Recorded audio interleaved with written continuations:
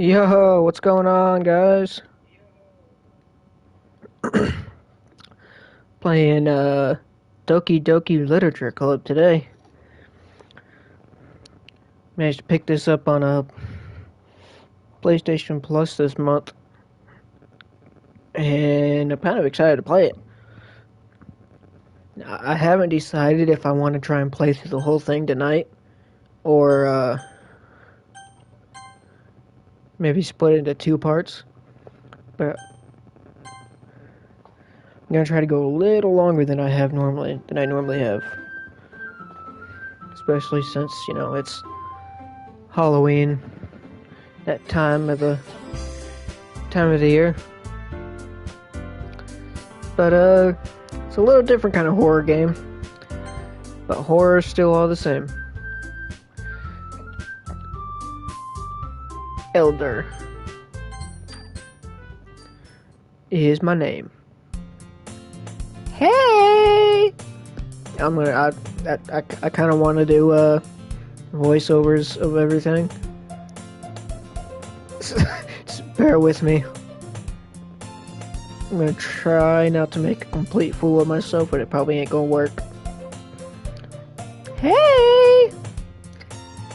I see an annoying girl running towards me from the distance, waving her arms in the air like she's totally oblivious to any attention she might draw to herself.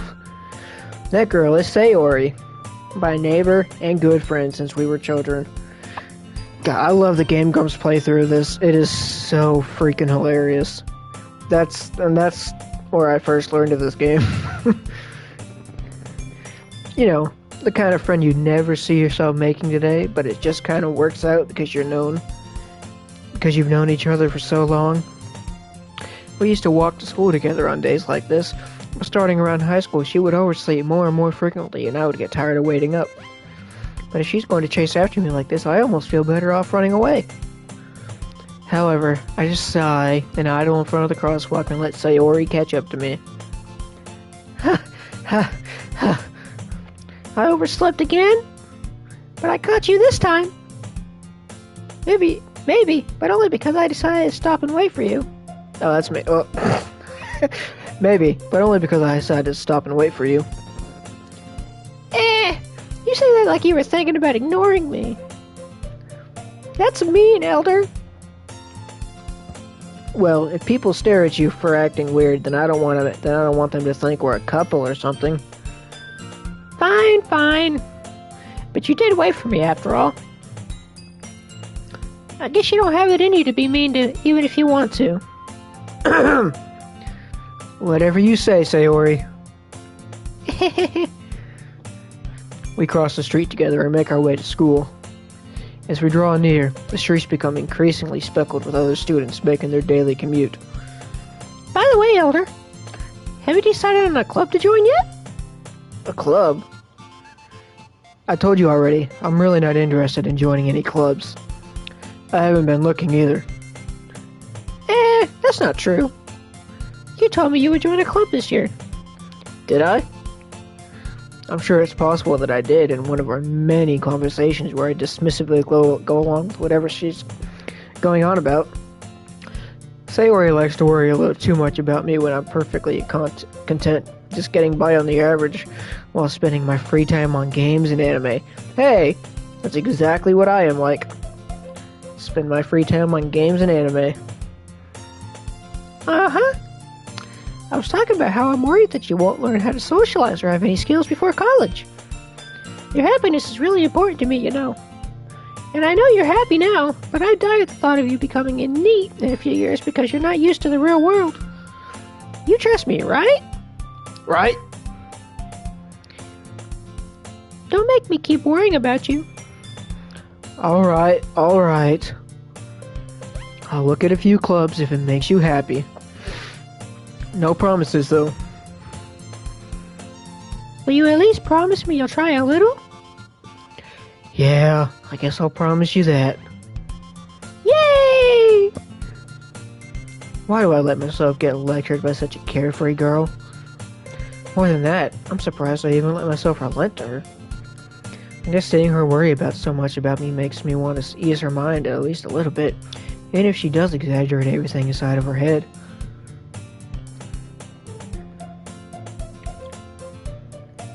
Yeah!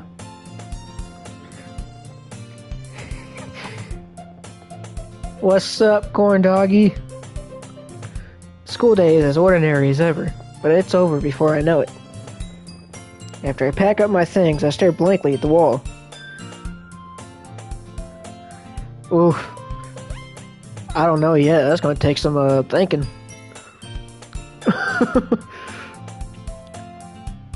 I'm just gonna go with the flow for now. After I pack up my things, I stare blankly at the wall looking for an ounce of motivation. Clubs. Sayori wants me to check out some clubs. I guess I have no choice but to start with the anime club. It's a pretty solid choice right there. Hello! I'm gonna try not to make a fool out. I'm trying not to make a fool out of myself. But I kind of want to voice over some of these characters. Sayori must have come into the classroom while I was spacing out.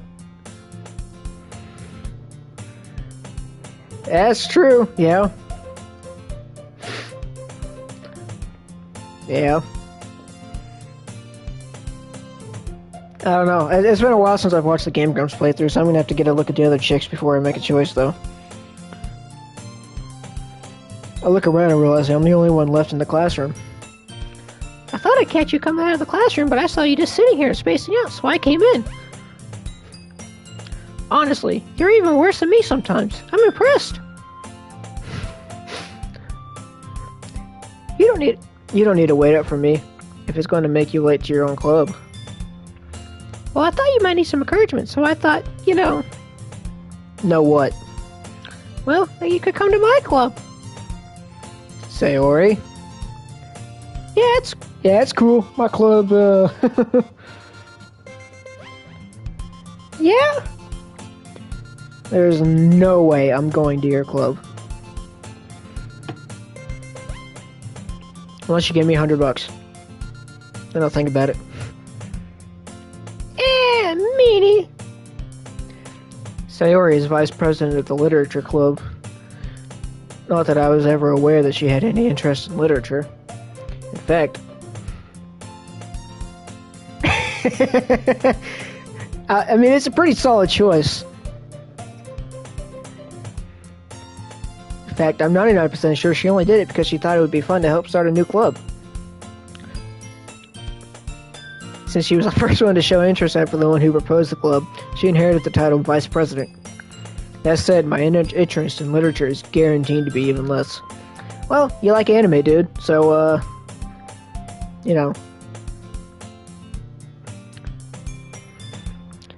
Yeah, I'm going to the anime club. Come on, please! Why do you care so... Why do you...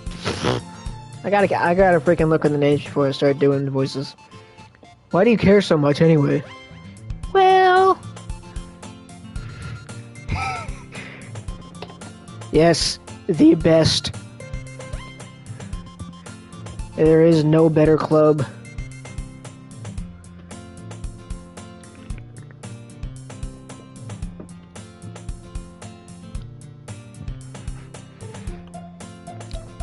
I told the club yesterday I would bring in a new member. And Natsuki made cupcakes and everything. Don't make promises you can't keep. I can't tell if Sayori is really that much of an airhead or if she's so cunning as to have planned all of this out. I let out a long sigh. Fine. I'll stop by for a cupcake, okay? Yay! Let's go! And thus, today marks the day I sold my soul for a cupcake. I mean, who hasn't done that from time to time? I dejectedly followed Sayori across the school and upstairs, a section of the school I rarely visit. Sayori, full of energy, swings open the classroom door. Everyone, the new member is here! I told you, don't call me a new member. I glance around the room.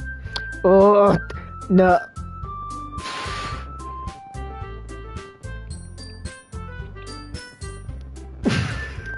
I might have to do that later on now, just for you. If I do, you have to clip it and send it to me, though. And I glance around the room.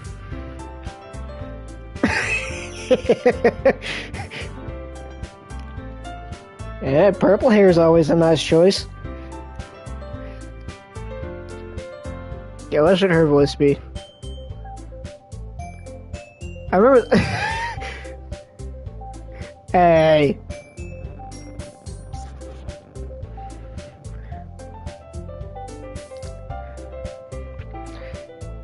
I'm trying to decide on a voice.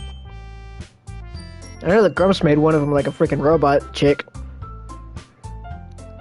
I don't really have that many voices. I'm not a voice actor. I don't have that many voices.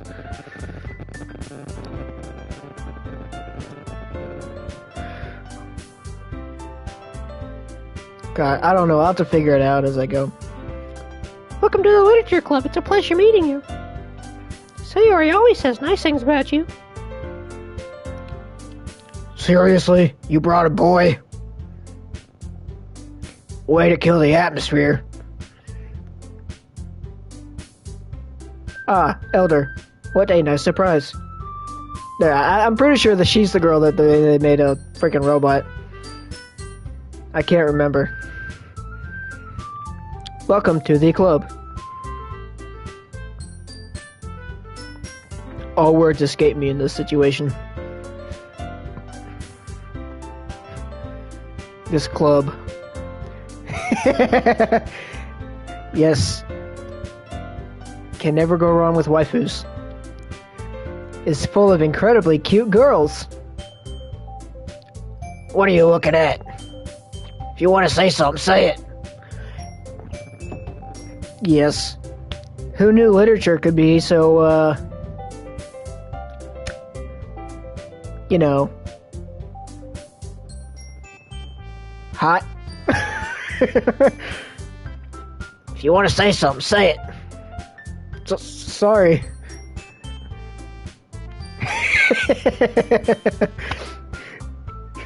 I think we all might be. I think we all might have learned something by the end of this playthrough. Natsuki. The girl with the sour attitude, whose name is apparently Natsuki, is one I don't recognize. Her small figure makes her look like a first-year student. She is also the one who made cupcakes, according to Sayori.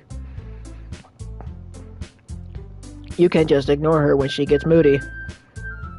Sayori says that quietly into my ear, then turns back to the other girls.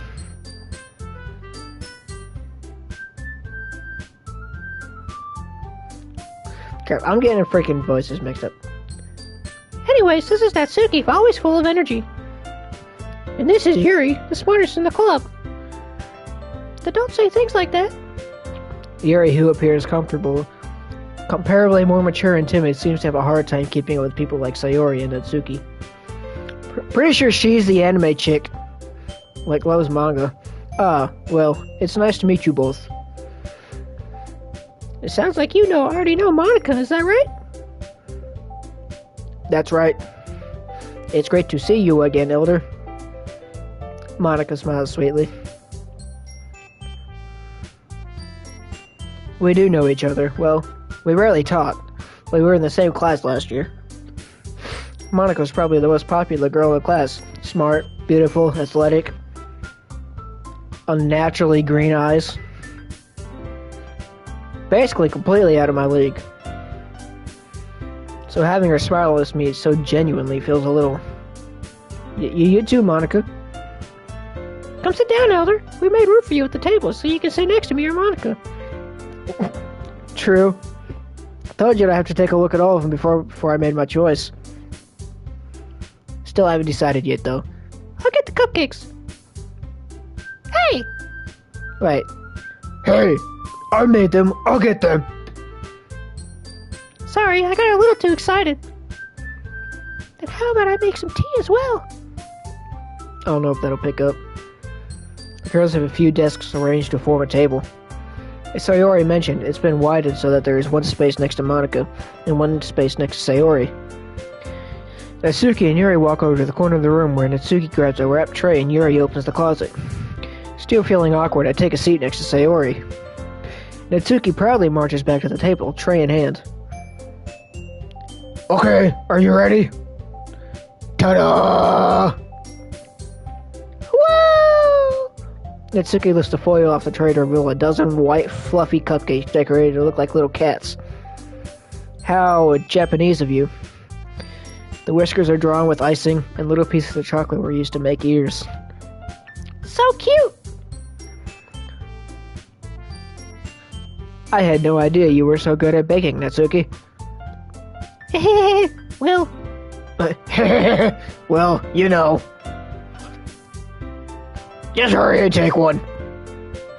Sayori grabs one first, then Monica. I follow. It's delicious! Sayori talks with her mouth full and has already managed to get icing on her face. I turn the cupcake around in my fingers, looking for the best angle to take a bite. Natsuki is quiet. I can't help but notice her sneaking glances in my direction. Is she waiting for me to take a bite? I finally bite down. The icing is sweet and full of flavor. I wonder if she made it herself. This is really good. Thank you, Natsuki. Why are you thanking me? It's not like I... I think we got a first year crush. Haven't I heard this somewhere before? Made them for you or anything? I thought you technically did. Sayori said. Well, maybe. But not for, you, dummy. Alright. I gave up on Natsuki's weird logic and dismissed the conversation. Yuri returns to the table carrying a tea set. She carefully places a teacup in front of each of us before setting down the teapot next to the cupcake tray. You keep a whole tea set in this classroom?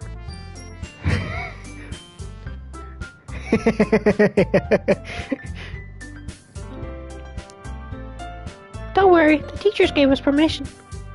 After all, does a hot cup of tea help you enjoy a good book? I guess.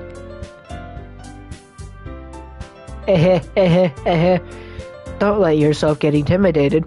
Yuri's just trying to impress you. That's not... Insulted, Yuri looks away. Bro, we're gonna have a freaking all-out chick battle before the end of this game.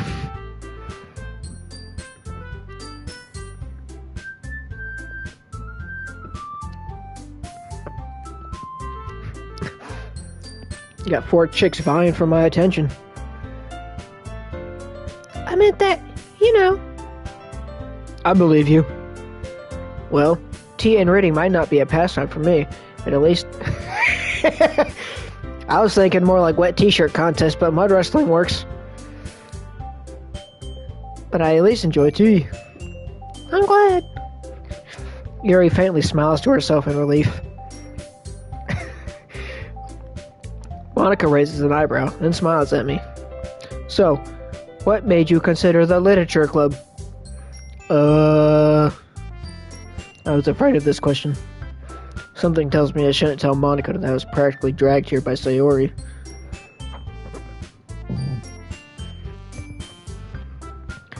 Well, I haven't joined any clubs yet, and Sayori...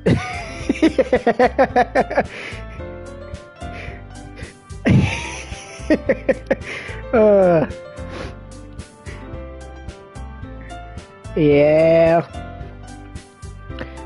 Well, I haven't joined any clubs yet, and Sayori seems really happy here, so... That's okay. Don't not be embarrassed. We will make sure you feel right at home, okay? As president of the Literature Club, it is my duty to make the club fun and exciting for everyone. Yeah.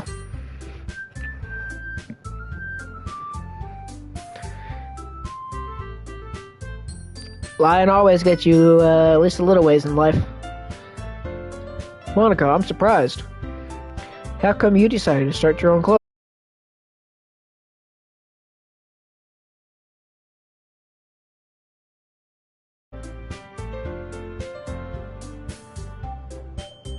Sorry, I have no idea what happened there. You could probably be a board member for any of the major clubs. Weren't you a leader of the debate club last year? Well, you know. As a robot, it is kind of cheating to... To be honest, I can't stand all of the politics around the major clubs. It feels like nothing but arguing about the budget and publicity and how to prepare for events. I would much rather take something I personally enjoy and make something special out of it. And if it encourages others to get into literature, then I'm fulfilling that dream.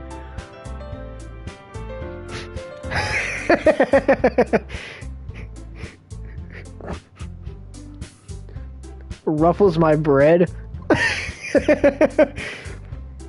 I haven't heard that one yet. Monica really is a great leader. Yuri also nods in agreement. And I'm surprised there aren't more people in the club yet. It must be hard to start a new club. Oh, beer. I thought bread did sound a little weird. I mean, yeah. Can never go wrong with some good bread rustling. Must be hard to start a new club. You could put it that way. Not many people are very interested in pulling out all of the efforts to start something brand new. Especially when it's something that does not grab your attention, like literature. You have to work hard to convince people that you're both fun and worthwhile. But it makes school events, like the festival, that much more important. I'm confident that we can all really grow this club before we graduate. Right, everyone? Right. Yeah! We'll do our best. You know it. Everyone enthusiastically agrees. Such different girls, all interested in the same goal. World domination. Monica must have really worked hard just to find these three. Maybe that's why they were all so delighted by the idea of a new member joining. Though I still don't really know if I can keep up with their level of enthusiasm about literature. So Elder, what kind of things do you like to read? Well, does Playboy count? No, not really. Considering how little I've read these past few years, I don't really have a good way of answering that. Manga. I mutter quietly to myself, half joking. Natsuki's head suddenly perks up. It looks like she wants to say something, but she keeps quiet. Yeah. Instruction manuals. The booklets inside of video game cases. You know, your average nerd library. Not much of a reader, I guess. Well, that can change. Yeah, she might just be. What am I saying? I spoke without thinking after seeing Yuri's sad smile. Anyway, what about you, Yuri? Well, let's see. Yuri traces the rim of her teacup with a finger. I like cookbooks and I like cleaning manuals. My favorites are usually novels that build deep and complex fantasy worlds, like Lord of the Rings, and Narnia, and Harry Potter. Hey, what can I say? Hey, I'm starting to think Yuri's my girl. She likes them deep fantasy novels. The level of creativity and craftsmanship behind them is amazing to me. Telling a good story in such a foreign world is equally impressive. Yuri goes on, clearly passionate about her reading. Yeah, she's definitely a Lord of the Rings fan. She seems so reserved and timid since the moment I walked in, but it's obvious by the way her eyes light up that she finds her comfort in the world of books, not people. I can relate. But you know, I like a lot of things. I mean, Lord of the Rings, purple hair. The one dude. Stories with deep psychological elements usually immerse me as well. I mean, she might just be it.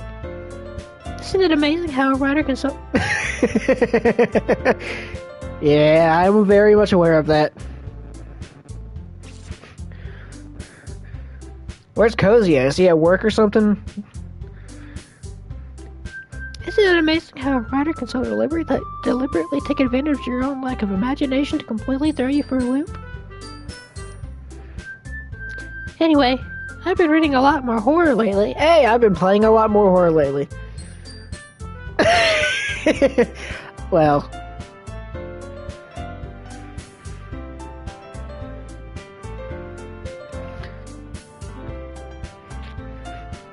Nah, you're good. But hey, if Cozy, if he's not working, should maybe get him in here to watch. Just saying. I mean, honestly, the amount of freaking similarities between me and Yuri right now are, like, insane. So what a coincidence. Ah, I read a horror book once. It was Goosebumps.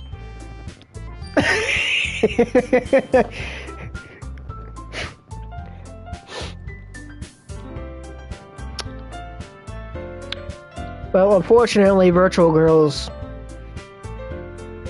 aren't real. Yet. Unfortunately, yet. I got a feeling one day it's gonna be a thing. And then we're really screwed.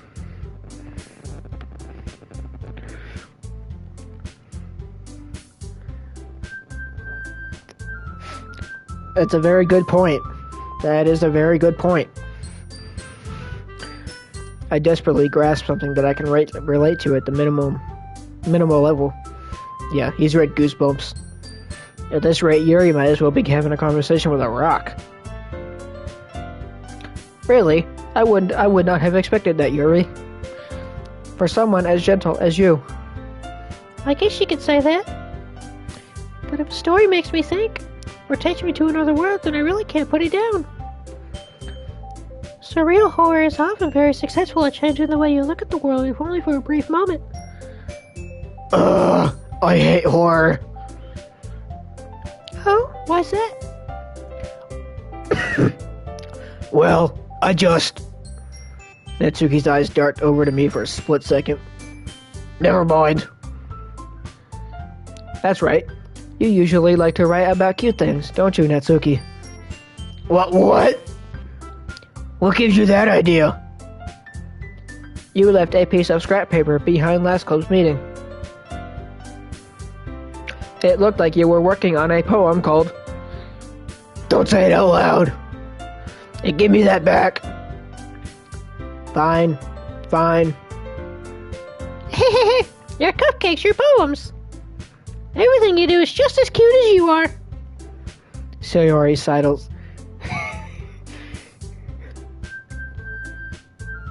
Well, if by tea you mean monster, because that is what I am currently drinking. Sayori sidles up behind Natsuki and puts her hand on her shoulders. Oh, we're getting a little personal here now. I'm not cute. Natsuki, you write your own poems? Well, I guess sometimes. Why do you care? I think that's impressive. Why don't you share them sometime? No. Natsuki averts her eyes. You wouldn't like them. Not a very confident writer yet? I understand how Natsuki feels. Sharing that level of writing takes more than just confidence. The truest form of writing is writing to oneself. You must be willing to open up to your readers, exposing your vulnerabilities and showing even the deepest reaches of your heart. Do you have writing experience too, Yuri? Maybe if you share some of your work, you can set an example and help Natsuki feel comfortable enough to share hers.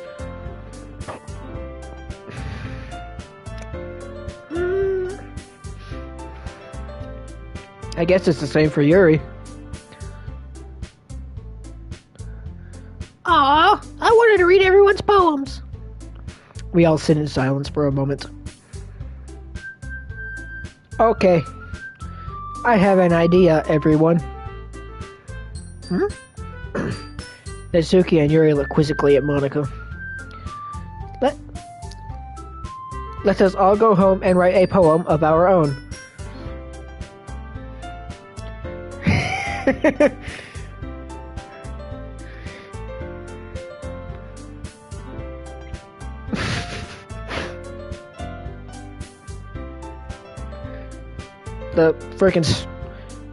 The scam message, the scam text you get at 3 in the morning. Then, next time we meet, we all share them with each other. That way, everyone is even. Yeah, let's do it! Plus, now that we have a new member, I think it will help us all get a little more comfortable with each other and strengthen the bond of the club. Isn't that right, Elder? Monica smiles warmly at me once again. Hold on. There's still one problem. What is that? Now that we're back to the original topic of me joining the club, I bluntly come forth with what's been on my mind the entire time. I never said I would join this club. Sayori may have convinced me to stop by, but I never made any decision.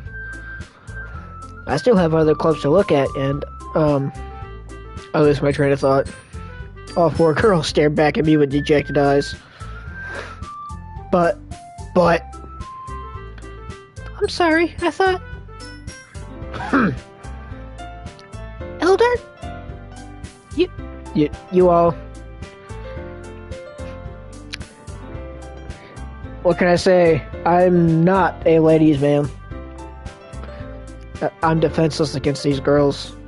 How am I supposed to make a clear-headed decision when it's like this? That is, if writing poems is the price I need to pay in order to spend every day with these beautiful girls. I mean, it's a pretty cheap price to pay, dude. Right.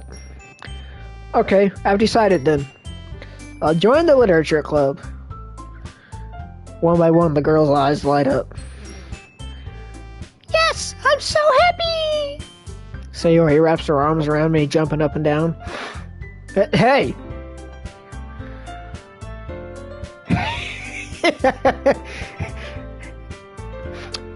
I mean, that can come later. When you got 4 beautiful women practically begging on their knees for you to join their club. How can you say no? You really did scare me for a moment.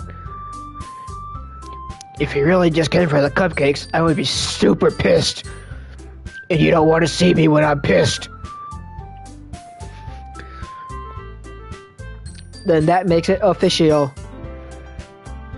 Welcome to the literature club.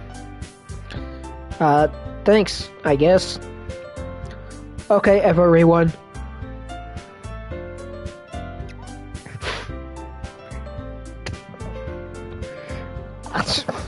I mean, you could always bring him to the literature club. I mean, there's options here.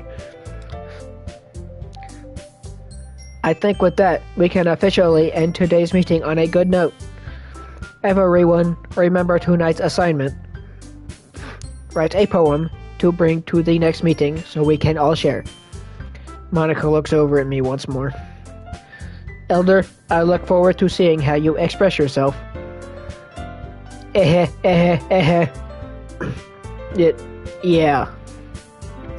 Can I really impress the class star Monica with my mediocre writing skills? I already feel the anxiety welling up inside me. Meanwhile, the girls continue to chit-chat as Yuri and Itsuki clean up their food. Hey Elder, since we're already here, do you want to walk home together?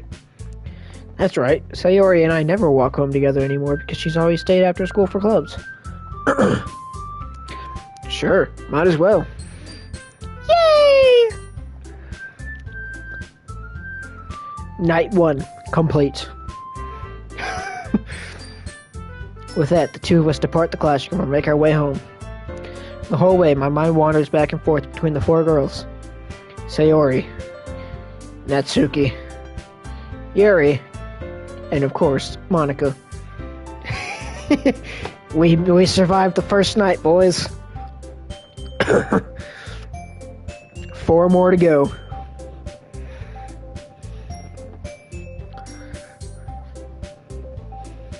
Will I really be happy spending every day after school in a literature club?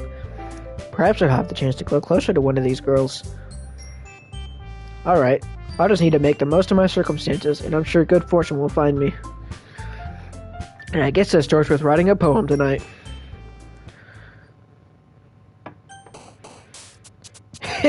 It's time to write a poem. Pick words you think your favorite club member would like. Something good might happen with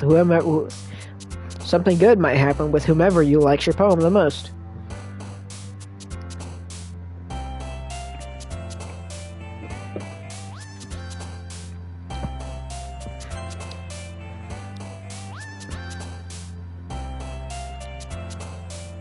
Huh. Let me see. Headphones.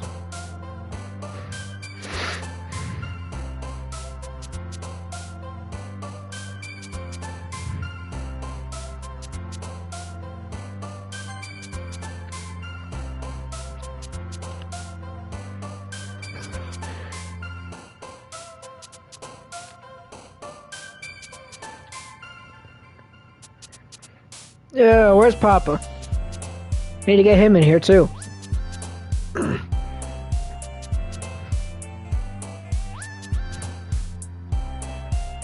Horror. Dark.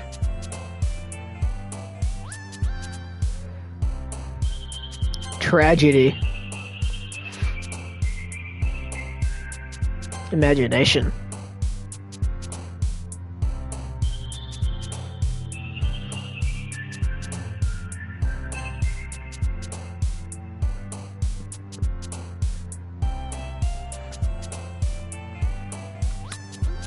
I'm seriously trying to get Yuri, so.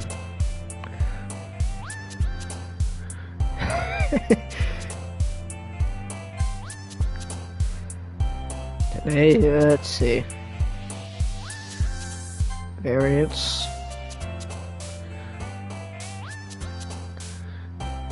Heaven Sent.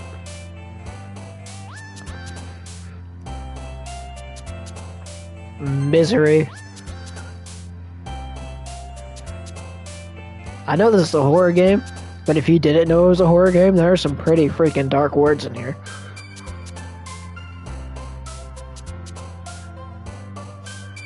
Hey, trophy! Universe. Fantasy.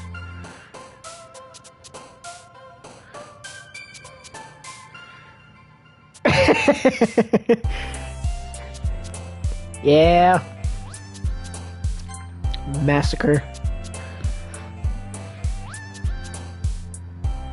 Flying. Summer.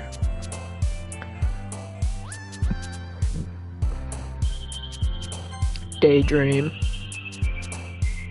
God, I can't wait to see how this poem turns out. Adventure. Vibrant. Well, let's see how this turns out. Hi again, Elder. Glad to see you did not run away from us. Ha ha, ha ha, ha ha. Nah, don't worry. This might be a little strange for me, but I at least keep my word. Well, I'm back at the literature club. I was the last to come in, so everyone else is already hanging out. Thanks for keeping your promise, Elder. I hope doesn't you dive headfirst into literature when you're not accustomed to it. Oh, come on, like he deserves any slack. Sayori told me you didn't even want to join any clubs this year. Dang, that voice is gonna make me lose my voice. And last year, too. I don't know if you plan to just come here and hang out or what. But if you don't take us seriously, then you won't see the end of it. Okay. Making threats. Natsuki, you certainly have a big mouth for someone who keeps her manga collection in the club room. Natsuki finds herself stuck between saying Monica and manga. Manga is literature. Swiftly defeated, Natsuki pops back into her seat. Don't worry, guys. Elder always gives it his best as long as he's having fun. He helps me with the busy work without me even asking. Based. Like cooking, cleaning my room. How dependable. Sayori, that's because your room is so messy it's distracting. Got the freaking... And you almost set your house on fire once.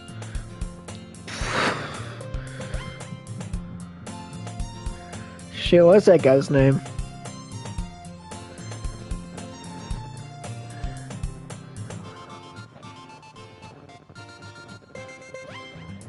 Shit, I can't think of his name. Oh, 100%. Without 100%.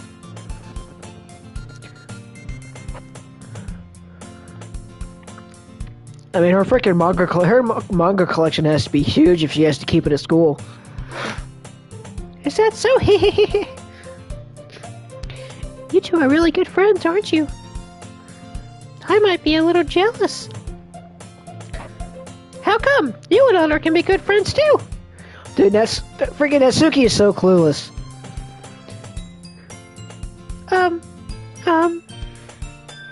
Sayori.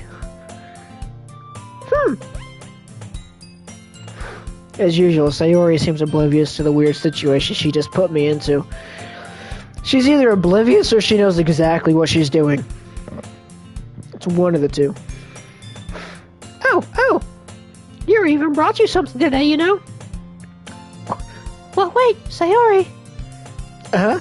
Me? Not really. Don't be shy.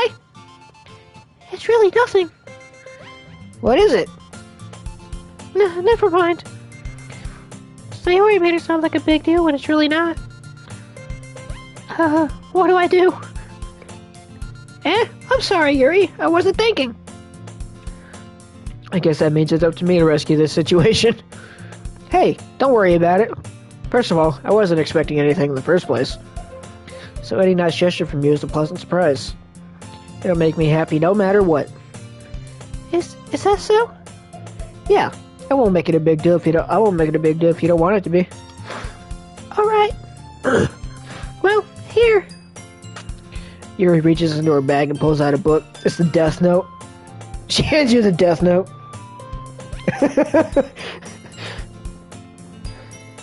I didn't want you to feel left out. So I picked out a book that I thought you might enjoy.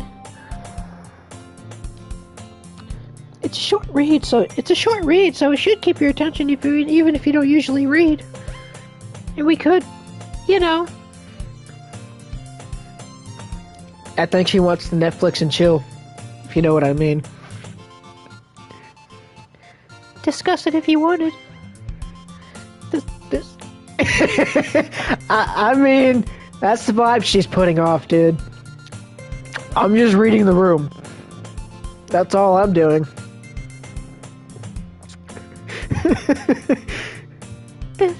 This. How is this girl accidentally being so cute?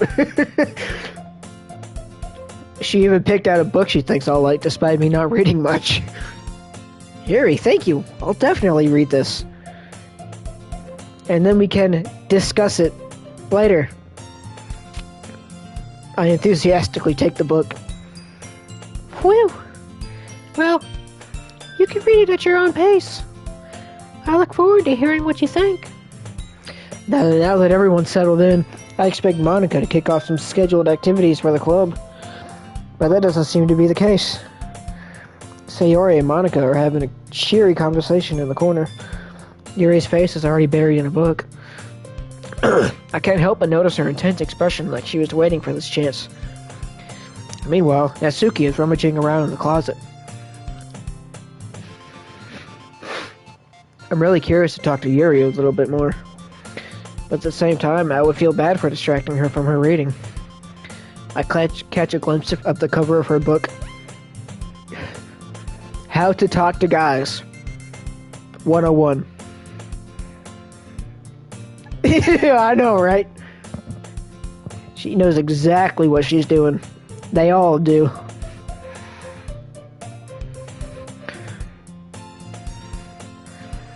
It looks like the same book that she lent to me. Hey! She knows exactly what she's doing. More than that, she seems to be on the first few pages.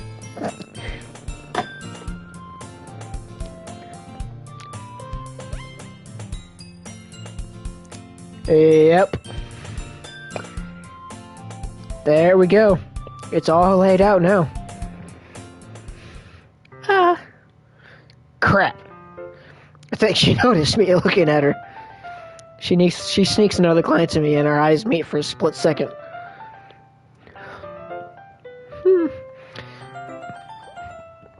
That only makes her hide her face deeper in her book. Sorry. I was just spacing out. I mutter this, sensing I made her uncomfortable.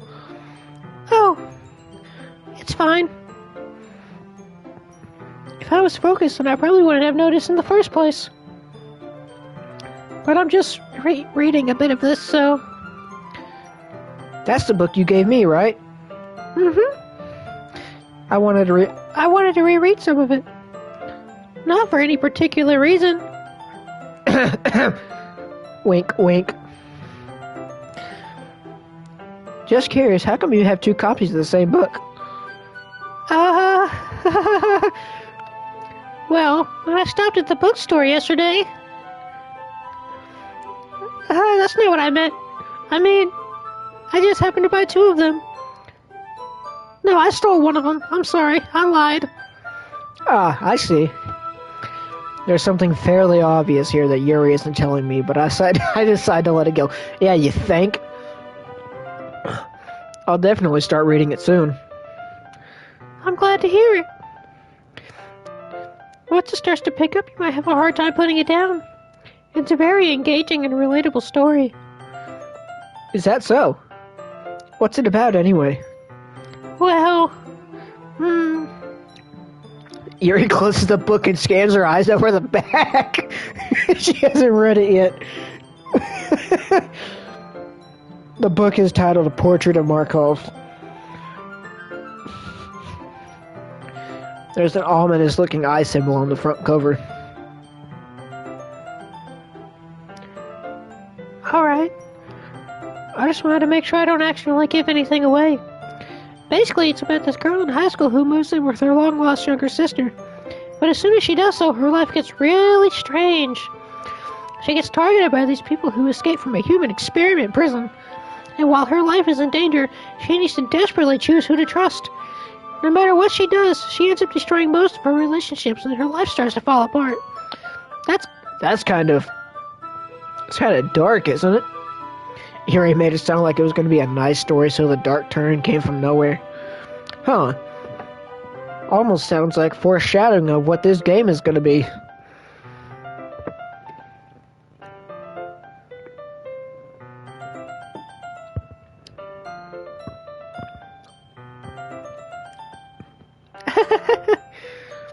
Yuri gently giggles all of a sudden. Are you not a fan of that sort of thing, Elder? No, it's not that. I mean, I can definitely enjoy those kind of stories, so don't worry. I I hope. forgot that Yuri is into those things. She's so shy and reclusive on the outside, but her mind seems to be completely different. She's... It's just that those kind of stories, they challenge you to look at life from a strange new perspective. And horrible things happen not just because someone wants to be evil, but because they don't have their own goals or their own philosophy that they believe in. Then suddenly, when you thought you related to the protagonist, they made out to be the naive one for letting their one-sided morals interfere with the villain's plans. I'm rambling, aren't I? Not again. I'm sorry. Hey, don't apologize. I haven't lost interest or anything. Well, I guess it's alright then. But I feel like I should let you know that I have this problem. I have herpes.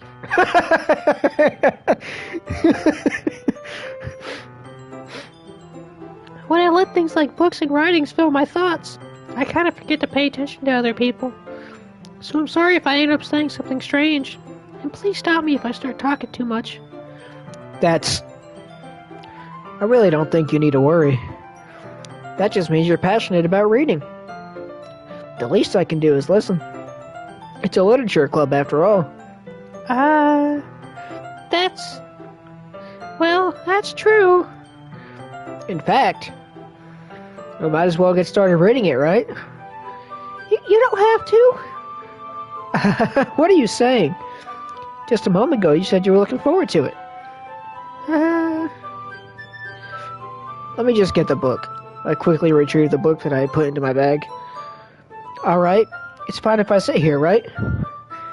I slip into the seat next to Yuri's. Yeah, my boy's making his move. Yeah. Are you sure? You seem a little apprehensive. I'm sorry. It's not that I don't want you to. It's just something I'm not very used to. That is, reading in company with someone. I see. Well, just tell me if I end up distracting you or anything. Oh, alright. I open the book and start the prologue. I soon understand what Yuri means about reading in company. It's as if I can feel her presence over my shoulder as I read. It's not a particularly bad thing. Maybe a little distracting, but the feeling is somewhat comforting. Yuri is in the corner of my eye. I realize that she's not actually looking at her own book. I glance over. It looks like she's reading from my book instead. So sorry. I was just... Yuri, you really apologize a lot, don't you? I do? I don't really mean to. Sorry. I mean... Here, this should work, right? I slide my desk until it's up against Yuri's, and hold my book more between the two of them. I suppose so. Yuri timidly closes her own copy. Once we lean in a little bit, our shoulders are almost touching. It feels like my left arm is in the way, so I instead use my right hand to hold the book open. Bro, my boy is smooth. My boy is Dr. Riz. I guess that makes it kind of difficult to turn the pages. Here. My boy knows exactly what he's doing.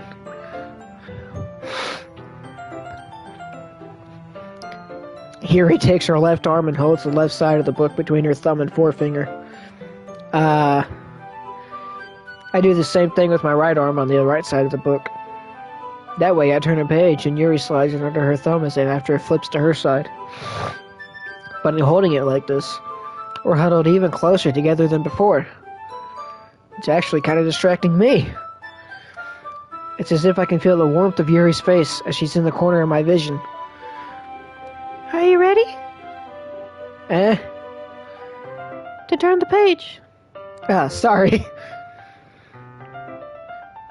I think I got a bit distracted for a second.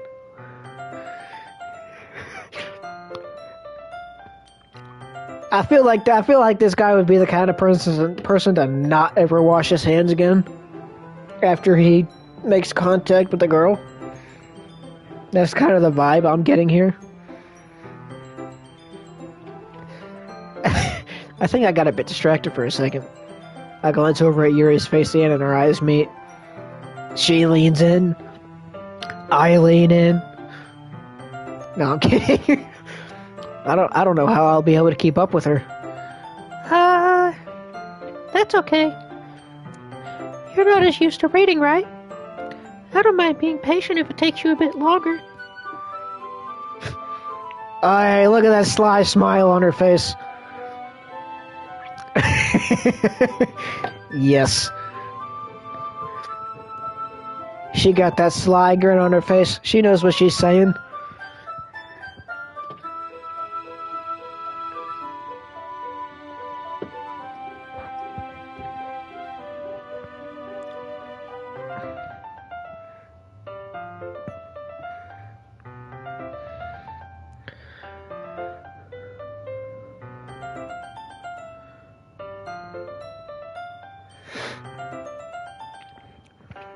It's probably the least I can do now, since you've been so patient with me. Yeah. Thanks. We continue reading. Yuri no longer asks me if I'm ready to turn the page. Instead, I just assume that she finishes the page before me, so I turn it by my own volition. We continue the first chapter in silence. Even so, turning each page almost feels like an intimate exchange. My thumb gently letting go of the page, letting it flutter over to her side as she catches it under her own thumb. Hey, Yuri. This might be a silly thought, but you want to come over to my place after this? The main character kind of reminds me a little bit of you. You think so? How does she? Well, I guess she's more blunt in a lot of ways. But she also second guesses all of the things that she says and does. Like she's afraid she'll do something wrong. It's not like I can see into your head or anything, but they're kind of reminiscent of some of your mannerisms. I see. Oh. Yuri remains silent for a moment. But Elder, that's probably a terrible thing to have in common with her. That's so embarrassing that you think like that. Wait. I didn't mean it in a bad way or anything. Sorry, I really didn't know you were self-conscious about that sort of thing. I guess I more meant that it's kind of cute. What are you saying all of a sudden? Okay, everyone. I think it's about time that we share today's poems with each other. We might not have enough time if we wait too long. Yuri exhales, spared from finishing her thoughts. Is that alright, Yuri? You look kind of down. I'm sorry if you haven't been looking forward to this. It's not that. It's fine. Yuri releases her hand from the book, causing it to close on top of my thumb.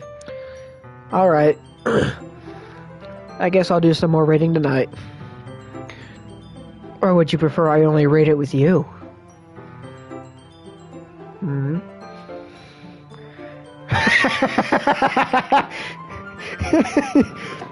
Man, what a selfish jerk.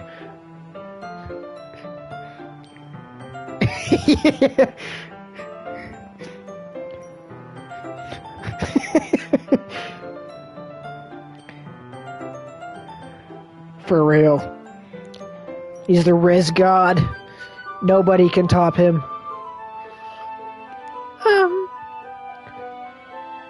I guess I don't have too much of a preference either way.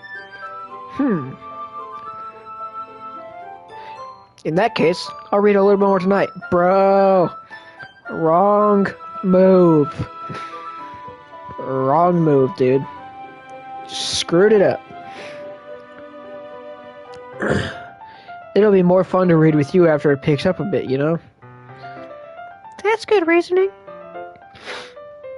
In that case, feel free to finish the first 2 chapters in your own time. Alright. I stand up. I make a mental note of where I left off in the book, and then slip it back into my bag. By the way, did you remember to write a poem last night? Yeah. My relaxation ends. I can't believe I agreed to do something so embarrassing. I couldn't really find much inspiration since I've never really done this before.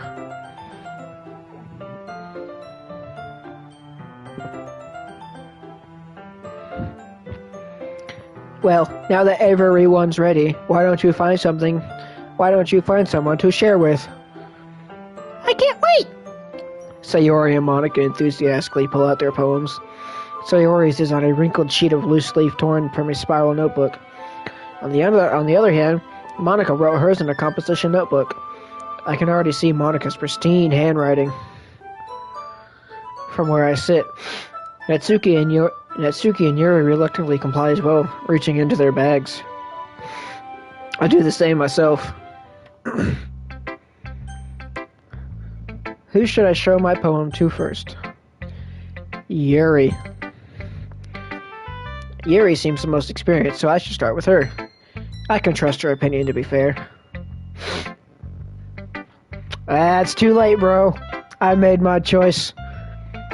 And I am proud. As Yuri reads the poem, I notice her eyes lighten. Exceptional. What was that? Huh? Did I say that out loud? Yuri first covers her mouth, but then ends up covering her whole face. He's going to hate me. You really didn't do anything wrong, Yuri. I guess you're right. What am I getting so nervous for?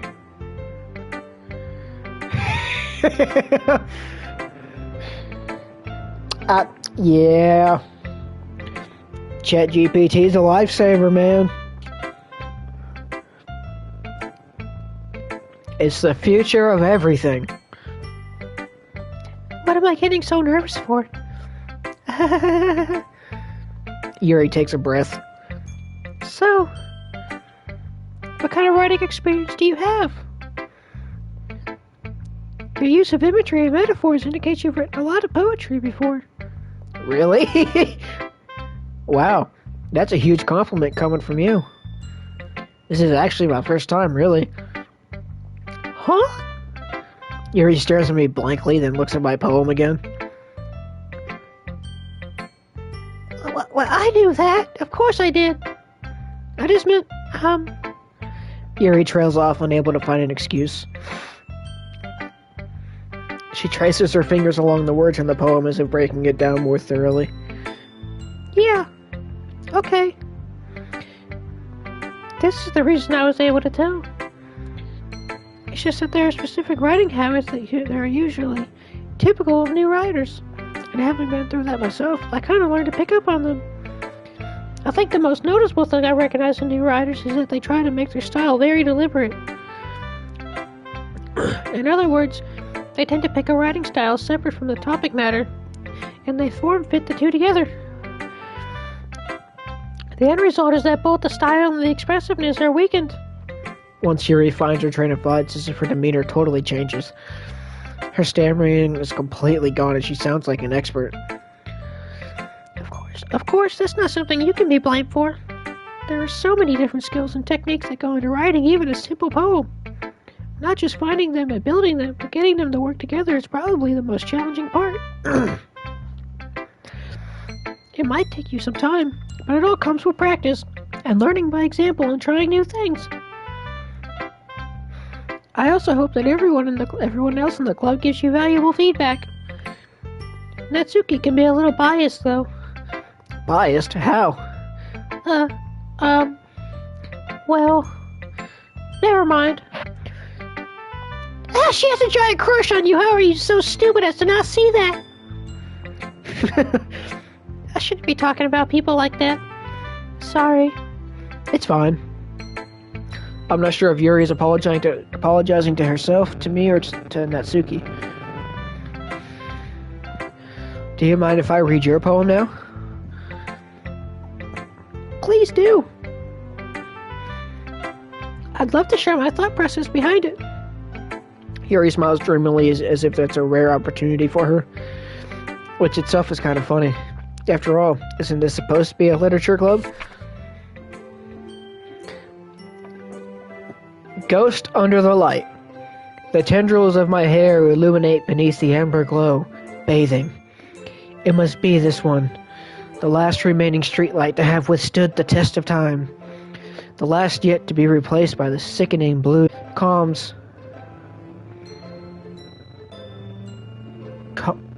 I bathe, calm, breathing air of the pleasant but living in the past. The light flickers. I flicker back. I'm sorry, I have such terrible handwriting. What? I wasn't thinking that at all. But it took you a long time to read. Well, I just don't read script very often. I actually think your handwriting is very pretty. Yeah? That's a relief. Also, I like the poem. Even though it's short, it was really descriptive.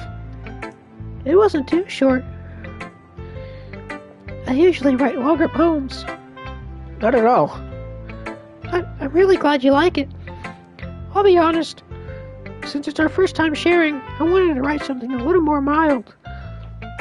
Something easy to digest, I suppose. Are you into Ghost, Yuri? Uh-huh. Bro, this girl is handmade for me.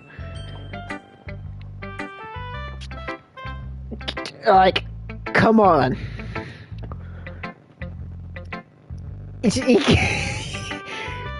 I knew she was the one. Actually, the story isn't about a ghost at all, Elder. Bro, I'm sorry, bro, but I mean...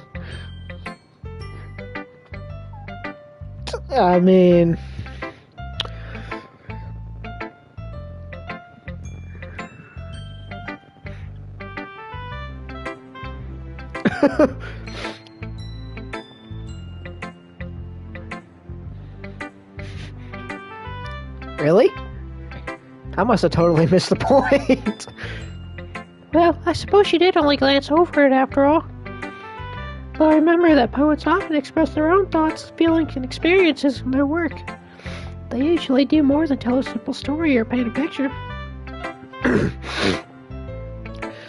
In this case, perhaps the subject of the poem is only being symbolically compared to a ghost. Lingering in our last remaining place of comfort, unable to let go of the past, and soon to be left with nothing. That's a lot more solemn putting it that way. I hadn't even thought of that. That's impressive. It's nothing really. Yours was impressive too, so... Nah. If anything, I could probably learn a thing or two from you. Wink, wink. You think so?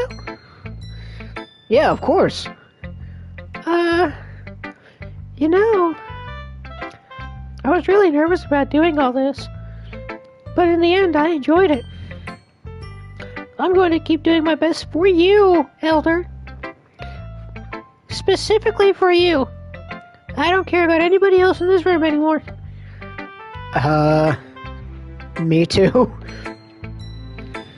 Hey. Alright, let's go Sayori.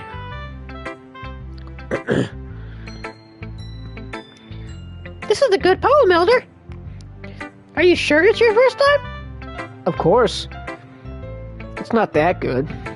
Am I the kind of guy who would be writing poems in his spare time? I guess you're right. Dang. I'm gonna lose my voice by the end of this. But that's why it impressed me. Well, to be honest, I was afraid that you wouldn't do it seriously. or that you wouldn't write one at all.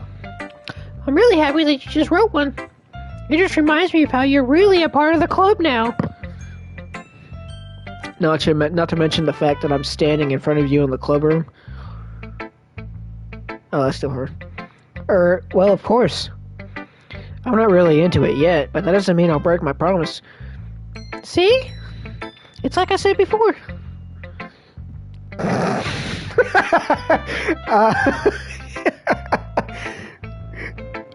I don't even know what that means, bro.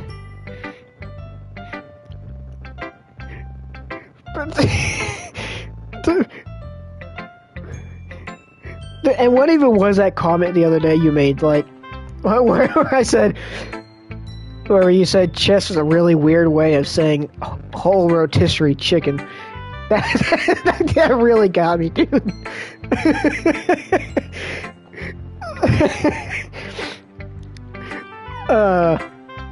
I was not expecting that to be said about my picture.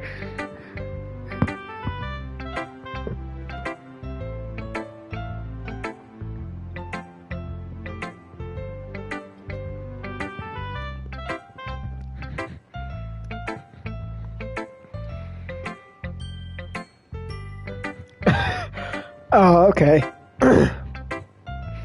Huh. Well, I'm drinking Hey, bro, I'm plenty old enough, dude. I've seen things.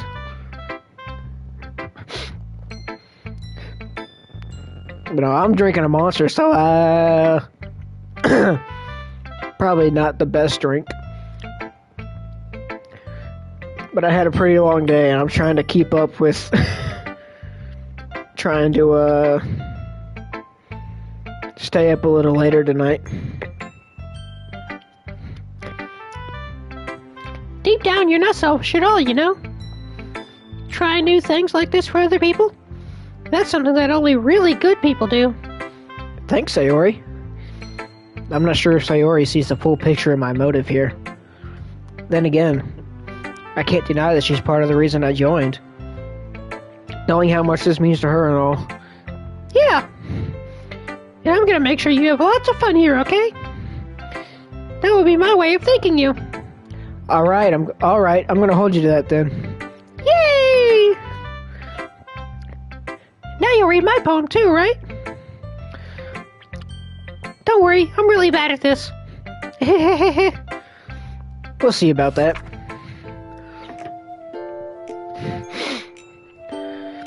Dear Sunshine, I like the way that you glow through my blinds in the morning. It makes me feel like you missed me. Kissing my forehead to help me out of bed, making me rub the sleepy from my eyes. Are you asking me to come out and play? Are you trusting me to wish away a rainy day? I look above. The sky is blue. It's a secret, but I trust you too. If it wasn't for you, I could sleep forever. But I'm not mad. I want breakfast.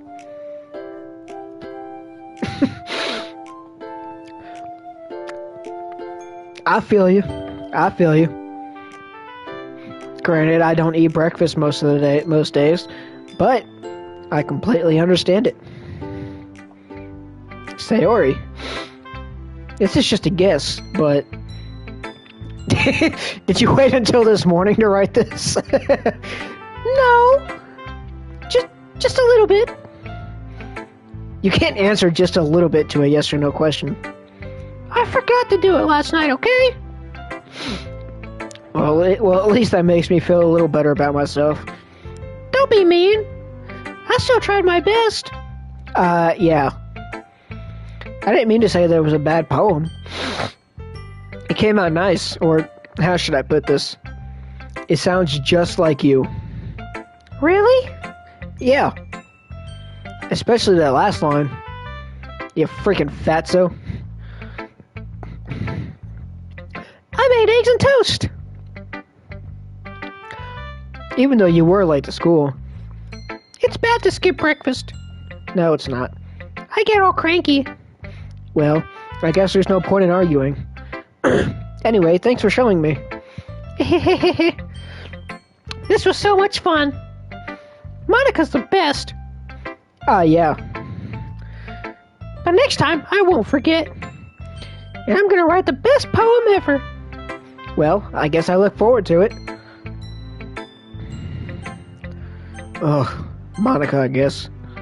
Hi, Elder. Having a good time so far? Yeah. Good. Glad to hear it.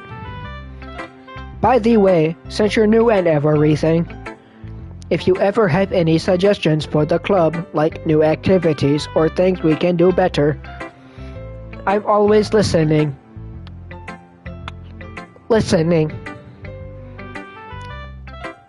I'm always listening.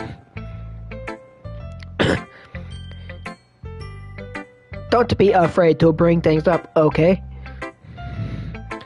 Alright, I'll keep that in mind. Of course, I'll be afraid to bring things up. I'm much better off just going with the flow until I'm more settled in.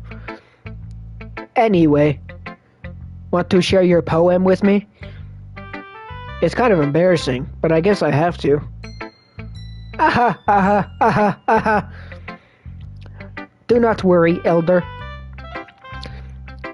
We're all a little embarrassed today, you know. But it's that sort of barrier that we'll all learn to get past soon. Yeah, that's true. I hand Monica my poem. Great job, Elder. I was going, ooh, in my head while reading it. It's really metaphorical. I'm not sure why, but I did not expect you to go for something so deep. I guess I underestimated you. It's easiest for me to keep everyone's expectations low. That way, it always counts when I put in some effort. Aha. That's not very fair. Well, I guess it worked anyway. You know that Yuri likes this kind of writing, right? Writing that's full of imagery and symbolism. Unlike Sayori, who likes using simple and direct words to describe happiness and sadness. Yuri likes it when readers are left to derive their own meaning out of it. It's very challenging to write like that effectively, both allowing people to get something out of it just by feel, or letting them deeply analyze all of the nuances. It can take years of practice, which I'm assuming Yuri has at this point. I never really asked, though. I'm sure I'm nowhere near her level yet. Don't worry so much about that. You do your own thing. Just keep exploring and learning by trying new things. I'm sure I'll end up trying different things a lot. It could take a while before I'm comfortable doing this. That's okay. I'd love to see you try new things.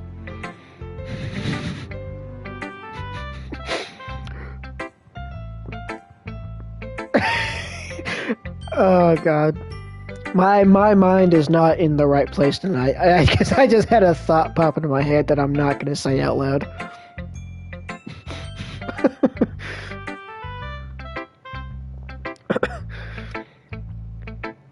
That's the best way to find the kind of style that suits you. Everyone else might be a little bit biased towards their own kinds of styles. But I'll always help you find what suits you the most. So don't force yourself to write the way everyone else wants you to write. I could if I try hard enough, dude. It's not like you have to worry about impressing them or anything. Aha.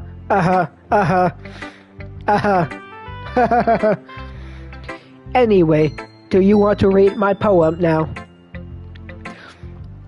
Do not worry, I'm not very good. You sound pretty confident for someone who claims to be not very good. Well, that's because I have to sound confident. that doesn't mean I will always feel that way, you know? I see. Well, let's read it then.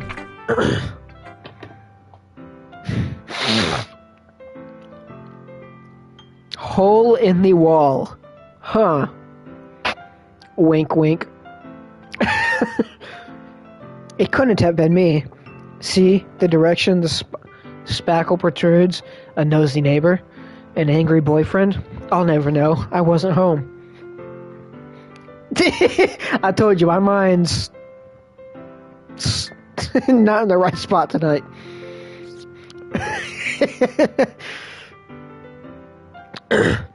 I peer inside for a clue. No, I can't see. I reel, blind, like a film left out in the sun. But it's too late. My retina's already scorched for the permanent copy of the meaningless image. It's just a little hole. It wasn't too bright. It was too deep, stretching forever into everything. A hole of infinite choices. I realize now that I wasn't looking in. I was looking out. And he, on the other side, was looking in. Dun dun dun! So, what do you think? It's very freeform, if that's what you call it. Sorry, I'm not really the right person to ask for feedback. It is okay. Yeah, that kind of style has gotten pretty popular nowadays, putting emphasis on the timing between words and lines. When performed out loud, it can be very powerful. What was the inspiration behind this one?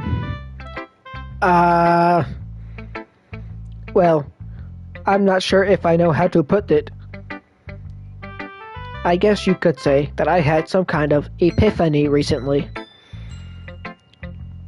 It's been influencing my poems a bit. Bro.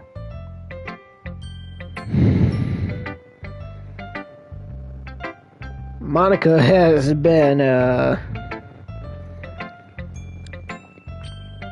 she's been getting around. An epiphany? Yeah, something like that. She's been getting around pretty well.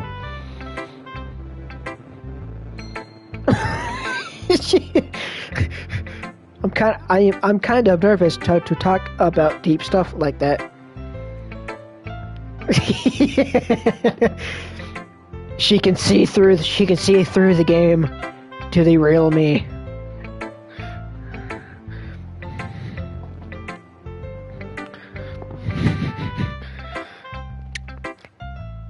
Maybe after everyone is better friends with each other. Anyway, here's Monica's writing tip of the day.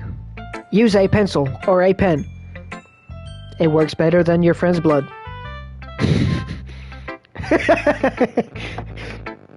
Think she knows me a little too well.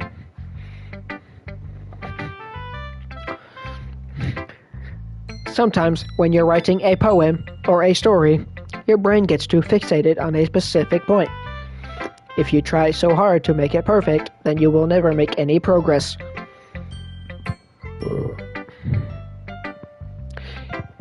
Just force yourself to get something down on the paper and tidy it up later. Another way to think about it is this. If you keep your pen in the same spot for too long, you'll just get a big dark puddle of ink. So just move your hand and go with the flow. That's my advice for today. Thanks for listening. Natsuki. Well, it's about time I expected from some... Well, it's about what I expected from someone like you. That's a little blunt. Well, excuse me. It's not like I said it was bad. It just didn't evoke any emotions. Yeah. Yeah, I'm good like that. I'm good like that, corn doggy. So basically, it's not cute enough for your tastes. Do you want to get smacked? I'll pass.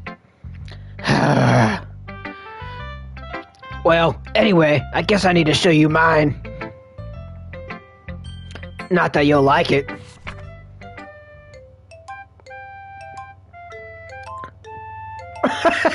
What is this? Eagles can fly. Monkeys can climb. Crickets can leap. Horses can race. Owls can seek. Cheetahs can run. Eagles can fly. People can try. But that's about it. Yeah. I told you that you weren't gonna like it. I like it. What? Just be honest. I am. Why are you so convinced that I wouldn't like it? Well, because everyone in high school thinks that writing has to be all sophisticated and stuff. Yeah. God, my voice is cracking so bad.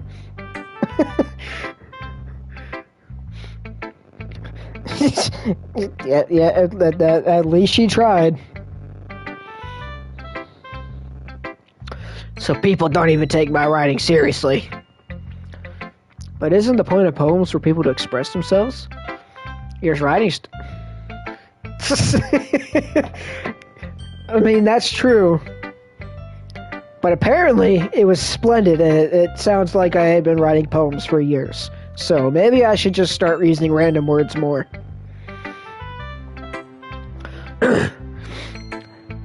Your writing style wouldn't make your message any less valid. Yes, exactly. I like when it's easy to read, but it hits you hard. Didn't exactly hit me at all. Like in this poem. Seeing everyone around you do great things can be really disheartening.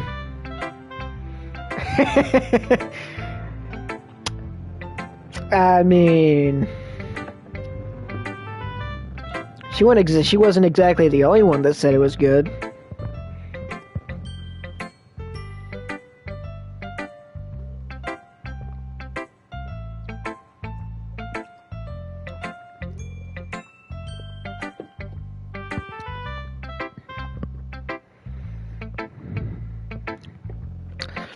So I decided to write about this.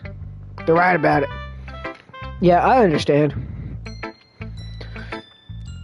But the other nice thing about simple writing is that it puts more weight on the wordplay. Like I set up for a rhyme at the end, but I made it fall flat on purpose. It helps bring out the feeling in the last line. So you did. I guess more went into it than I realized. That's what it means to be a pro. That's what it means to be built for it tough. I'm glad you learned something. Didn't expect that from the youngest one here, did you? Yeah, guess not. I decided to humor her with that last comment. I don't really care how old everyone is, but if Natsuki is feeling proud, then I won't take that away from her.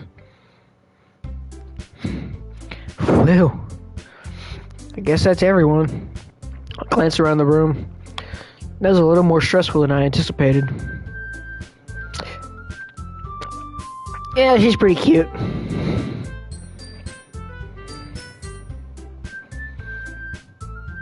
Still like Yuri the best, though.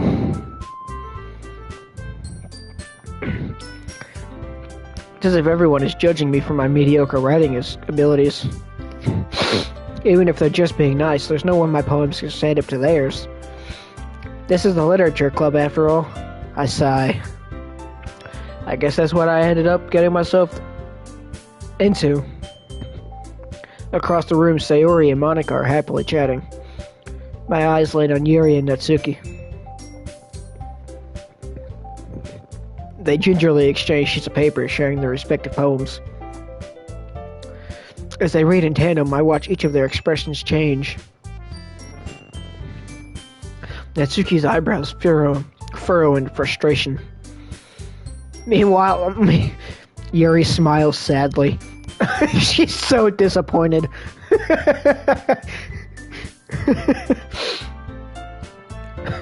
What's with this language?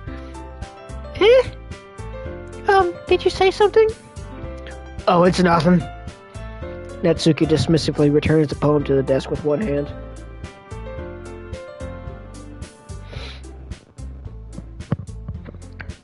I guess you could say it's fancy. Thanks. Yours is cute. Cute. Did you completely miss the symbolism or something? God.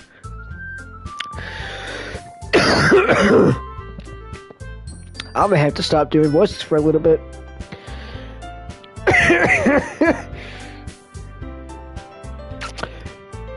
Yeah. I am a pretty simple guy.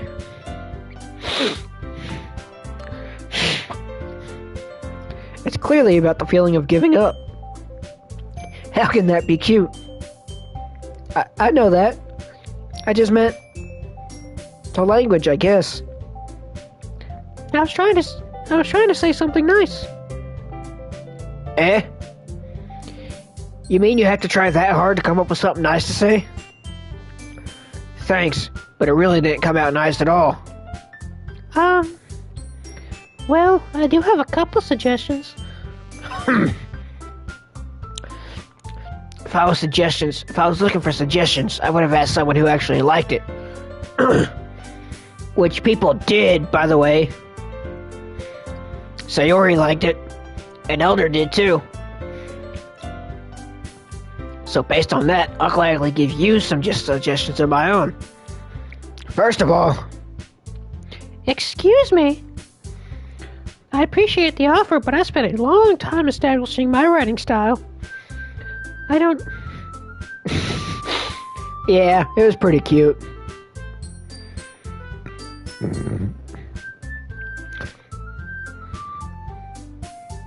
I could have thrown it together in about 10 seconds, though.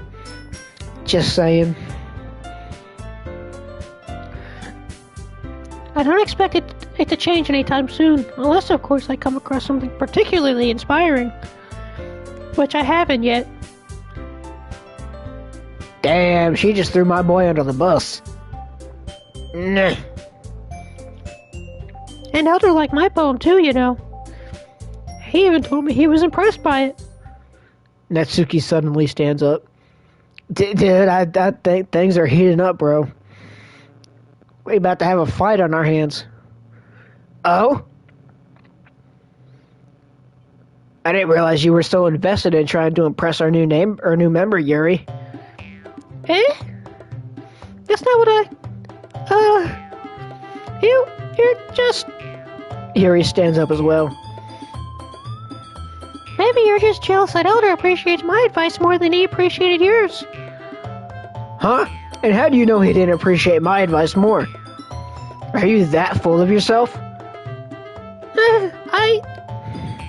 No. If I was full of myself, I would deliberately go out of my way to make everything I do overly cutesy.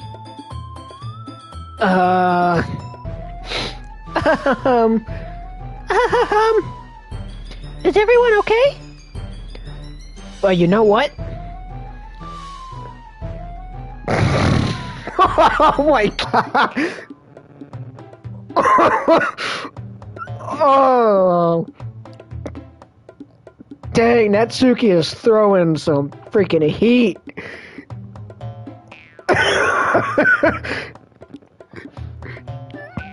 She is... Oh my... I wasn't the one whose boobs magically grew a size bigger as soon as Elder started showing up. Dang. Natsuki! I'm sorry. Oh, that was too good. Natsuki, that's a little... This doesn't involve you. I don't like fighting, guys. Suddenly, both girls turned towards me as if they just noticed I was standing there. Elder, She's just trying to make me look bad. That's not true. She started it. She could get over herself and learn to appreciate that simple writing is more effective. Then this wouldn't have happened in the first place. What's the point of making your poems all convoluted for no reason? The meaning should jump out of the reader, not force them to have to figure it out. Help me explain that to her, Elder. Well, wait. There's a reason we have so many deep and expressive words in our language. It's the only way to convey complex feelings and meaning the most effectively. Avoiding them is not only unnecessarily limiting yourself, it's also a waste. You understand that, right, Elder? Well? How did I get dragged into this in the first place? It's not like I know anything about writing. But whomever I agree with, they'll probably think more highly of me. So of course it's going to be Yuri. Natsuki, you're right that I liked your poem. See? See? Wait. That's not an excuse for you to be so mean. You shouldn't pick a fight just because someone's opinion is different.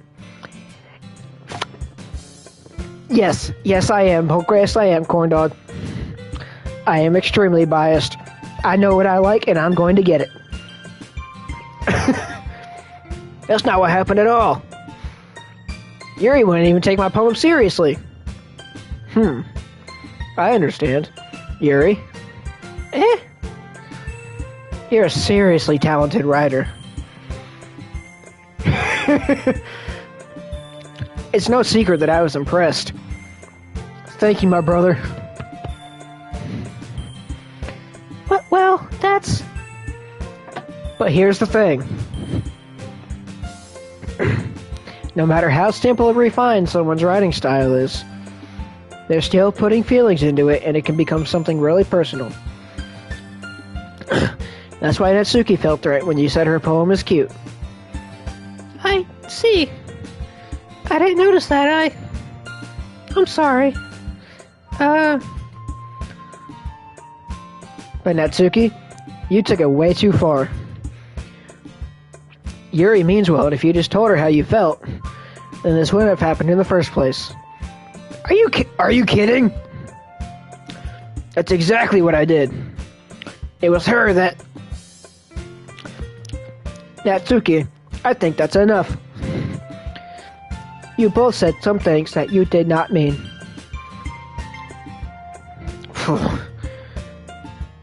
Yuri, apologize. Don't you think you should too?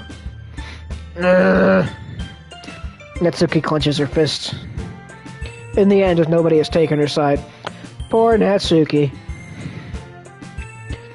She's trapped, at this point being defiant only because she can't handle the pressure. I ended up even feeling bad for her. Sometimes when I'm hurt, it helps to take a walk and clear my head. Sayori, she doesn't need to. You know what? I'm going to do that. It'll spare me from having to look at all your faces right now. With that warning, Natsuki snatches her poem up from the desk and storms out. On her way out, she crumples up the poem with her hands and throws it into the trash. Natsuki! She really did not need to do that. Oof.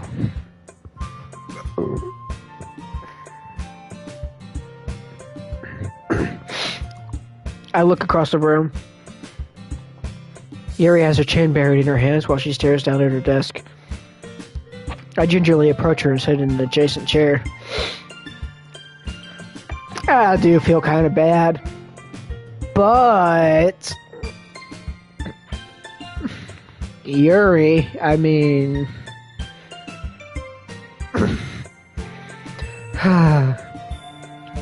Everything alright? I'm so embarrassed. I can't believe I acted like that. You probably hate me now. No, Yuri. How could anyone not have gotten frustrated after being treated like that? You handled it as well as anyone could. I don't think any less of you. Well, alright, I believe you. That would be so good.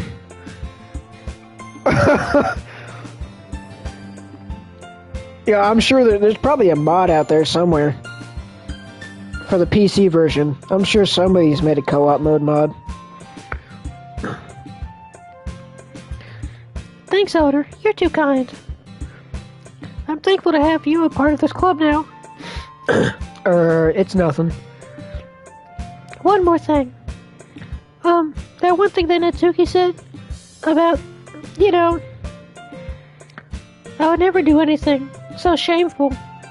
So... Huh? What the... What thing did Natsuki say? Well, never mind that. I'm going to make some tea. Ah, good idea. Make enough for more than one person, okay? Yeah. Okay, everyone. It's just about time for us to leave. How did you all feel about sharing poems?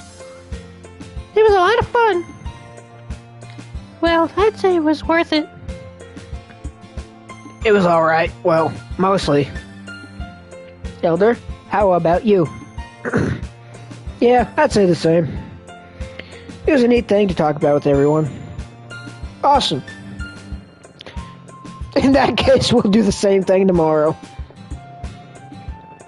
And maybe you learn something from your friends, too. So your poems will turn out even better.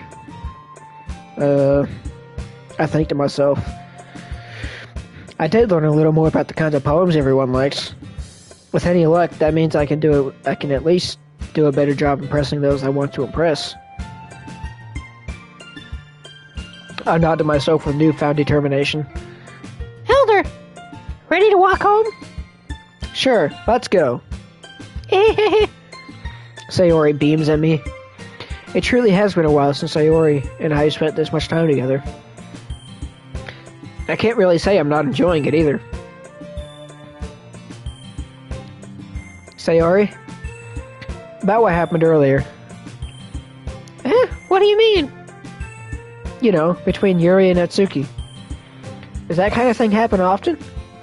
No. That's really the first time I've seen them fight like that. I promise they're both wonderful people. You don't hate them, do you? No, I don't hate them. I just wanted your opinion, that's all. I can see why they'd make good friends with you. Whew. You know, Elder, it's nice that I get to spend time with you in the club. But I think seeing you get along with everyone is what makes me the happiest. I think everyone really likes you too. Especially Yuri. She really likes you. That's... Every day is going to be so much fun. It looks like Sayori still hasn't caught on to the kind of situation I'm in. Sure, being friends with everyone is nice, but... does it really need to stop there?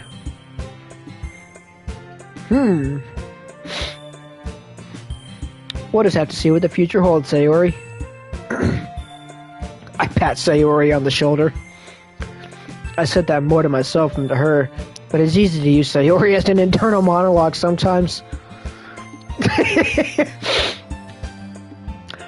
For real, any man's dude, he's got 4 women practically throwing themselves at him. And he...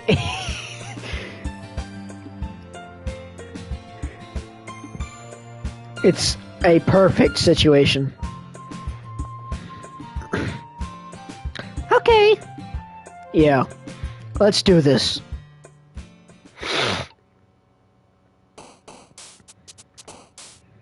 Oh, yay. Depression. Fantasy. Climax.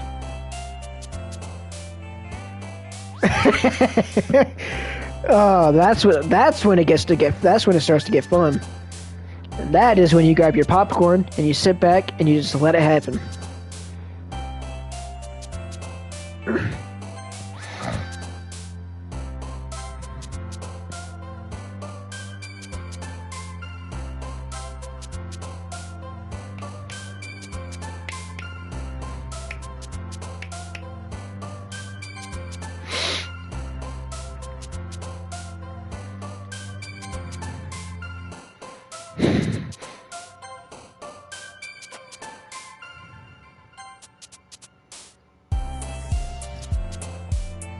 Just picking random words.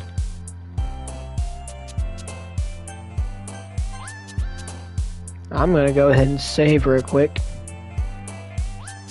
Alright. I hadn't even looked at the settings.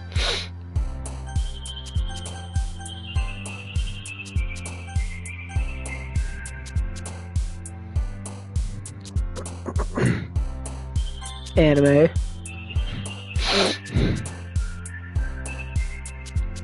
Anger. Uncontrollable. Despise. Daydream. Contamination.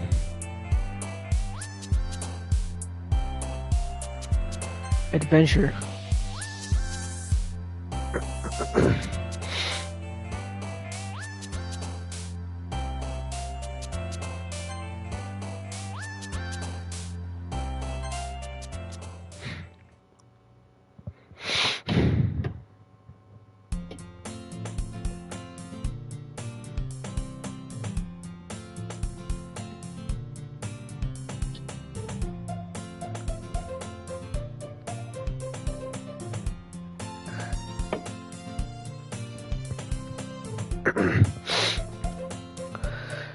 Another day passes and it's time for the club meeting already. I've gotten a little more comfortable here over the past couple of days. Entering the club room, the usual scene greets me. Hi, Elder. Yo, Sayori. Looks like you're in a good mood today.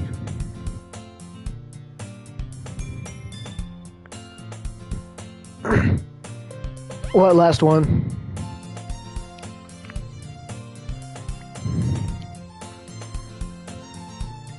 Are you talking about the words?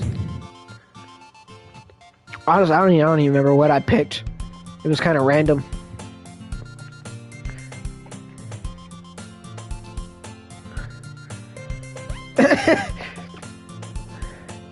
Yeah, I mean, I picked all the words, but I don't even remember what it was.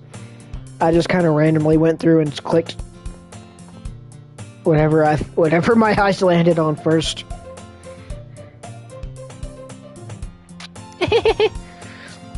I'm just so not used to you being in the club, that's all.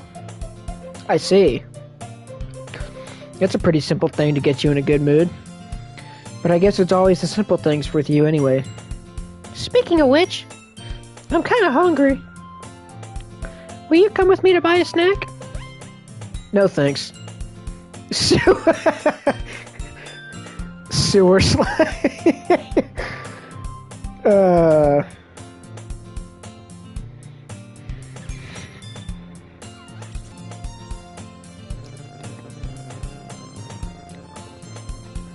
You say it picks sewer slide? Hold on.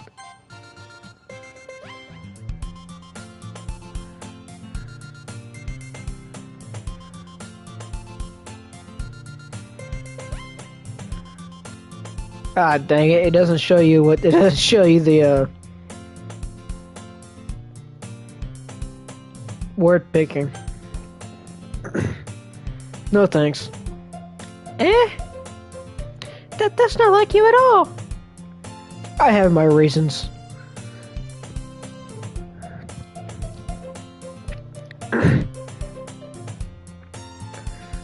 Why don't we take a look at your purse, Sayori? It's really not.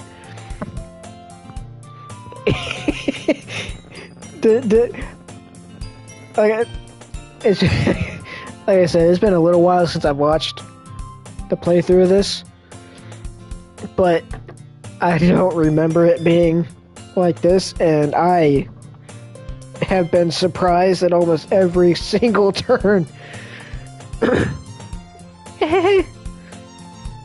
Why that? All of a sudden. No reason, really. I just wanted to look at it. Sayori nervously retrieves her coin purse. She fumbles with the latch and gets it open. Then she turns it upside down and lets contents spill onto the desk. Only 2 small coins fall out.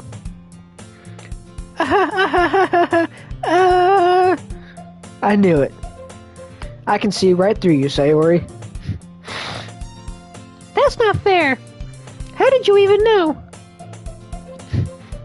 It's simple. If you had enough money in the first place, you would have bought a snack before coming to the club room.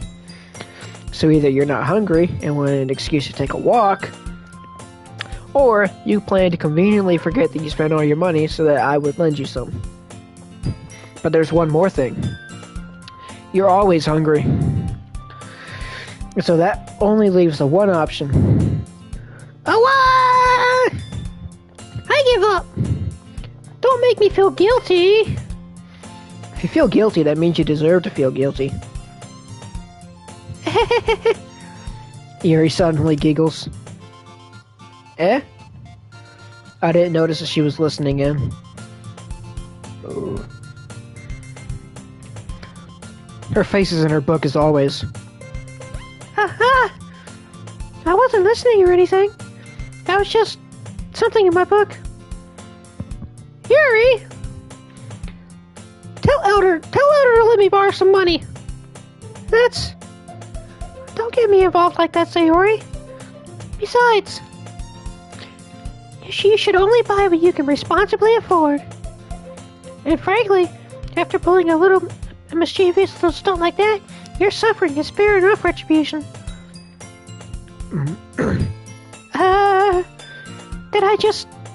I didn't mean that. I got too absorbed in my book. I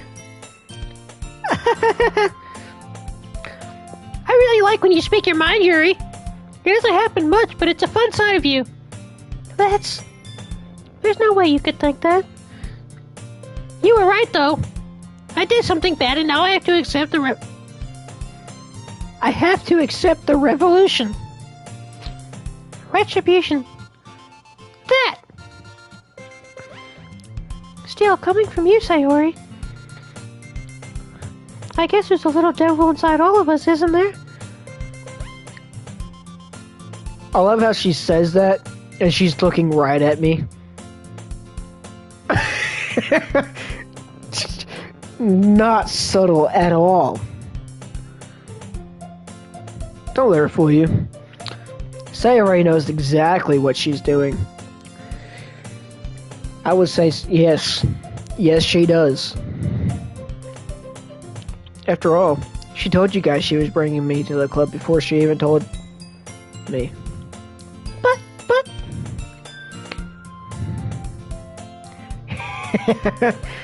she's got something, all right.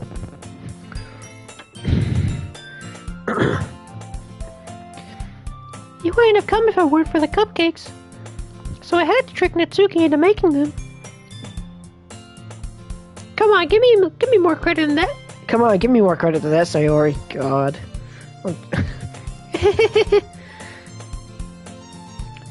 Out of nowhere, something smacks Sayori in the face and tumbles onto the desk. Pwap. Ah! Ow! What was... A cookie? Sure enough, it's a giant cookie wrapped in plastic. Sayori glances around. Is this a miracle? It's because I paid my restitution. Retribution. Actually, that one almost worked. I was just gonna give it to you. But then I heard you blab about the cupcakes. It was totally worth seeing your reaction, though.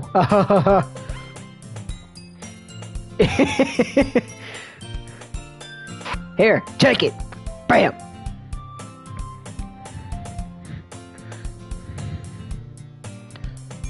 Natsuki, that's so nice of you. I'm so happy. Bro, nothing can make this girl not happy. She just got smacked in the face with a giant cookie. She's still smiling. Sayori hugs the cookie. Jeez, just eat it. Sayori rapidly tears open the wrapping and takes a big bite. So good.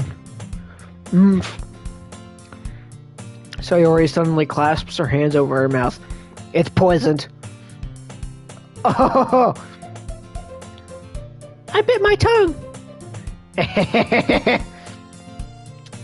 You're going through a lot over just one cookie. Natsuki takes a bite of her own cookie. Yours looks really good too, Natsuki. Can I try it? She is such a glutton, oh my goodness. Jeez. Beggars can't be choosers. But yours is chocolate. Yeah, why do you think I gave you that one? Fine. Still, I'm really happy that you shared this one with me.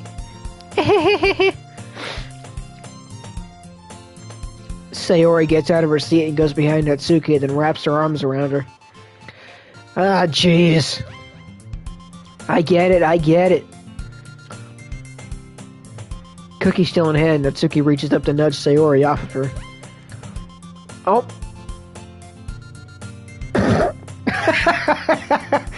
Sayori suddenly leans down and takes a bite out of Natsuki's cookie. Hey! Did you seriously just do that? Mouthful, Sayori trots away to safety. Yuri and I laugh as well. Jeez, you're such a kid sometimes. Monica, can you tell Sayori... Eh? Natsuki glances around. Monica isn't in the club room. Ugh.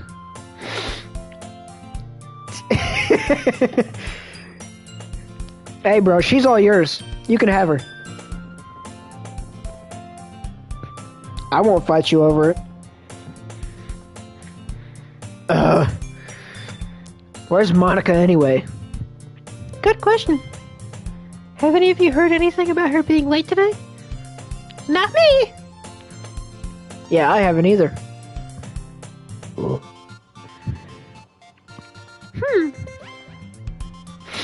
That's a bit unusual. I hope she's okay. Of course she's okay. She probably just had something to do today. She's pretty popular after all. Eh? You don't think she has a... I wouldn't be surprised. She's probably more desirable than all of us combined. Yeah, no, she's not. That's true.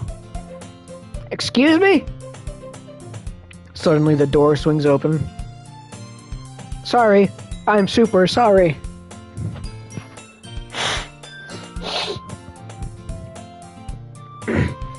Ah, there you are. I didn't mean to be late. My batteries were dead. I had to recharge.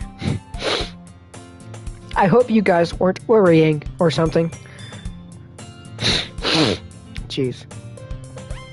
Eh? Monica chose the club over her boyfriend after all. You're so strong-willed. But, boyfriend... What on earth are you talking about? Monica quizzically glances at me. Never mind that. What held you up anyway? Well, my last period today was study hall. To be honest, I kind of just lost track of time. That makes no sense, though. You would have heard the bell ring at least. Well, you guys are asking too many questions. I must not have heard it, since I was practicing piano. Piano? I wasn't aware you played music as well, Monica. I don't, really. I kind of just started recently. I've always wanted to learn piano. That's so cool! You should play something for us, Monica. Monica looks at me. Maybe once I get a little better, I will. Yay! That sounds cool. I'd also look forward to it. Is that so? In that case, I won't let you down, Elder. Monica smiles sweetly. I didn't mean any pressure or anything like that. Don't worry. I've been practicing a whole lot recently. And I'd really love the chance to share once I'm ready. I see. In that case, best of luck. Thanks.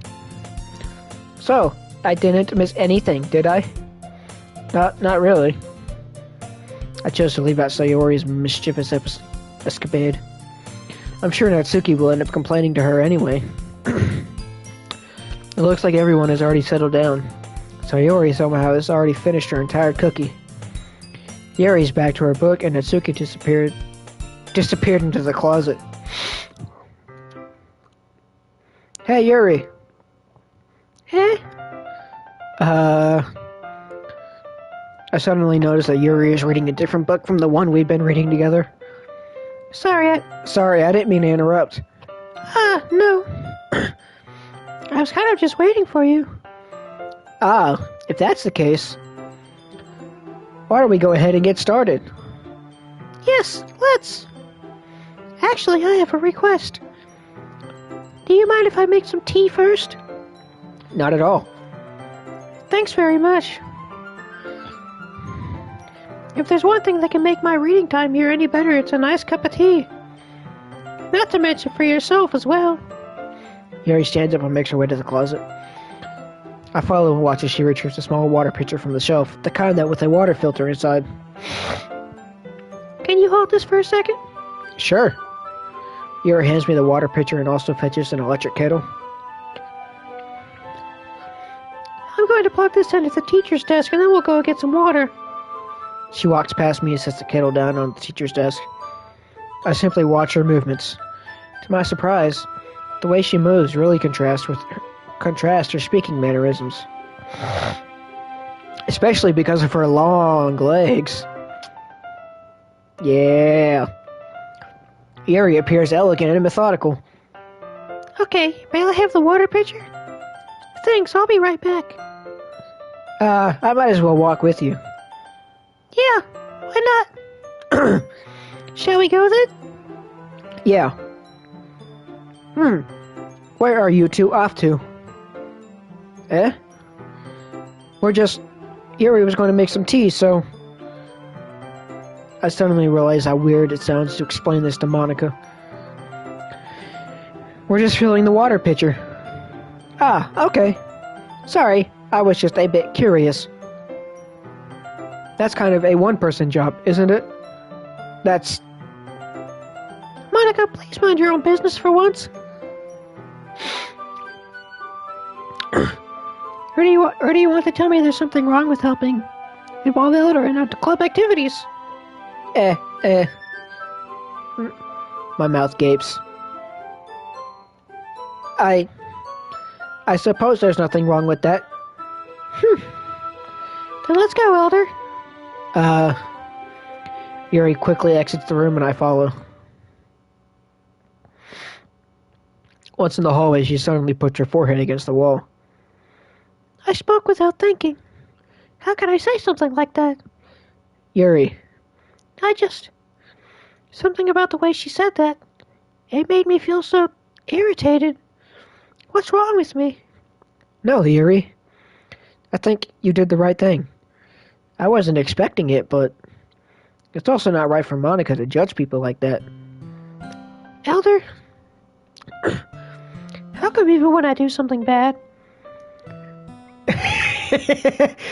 Bro, she's got a dark side to her and I like it. You're being nice to me.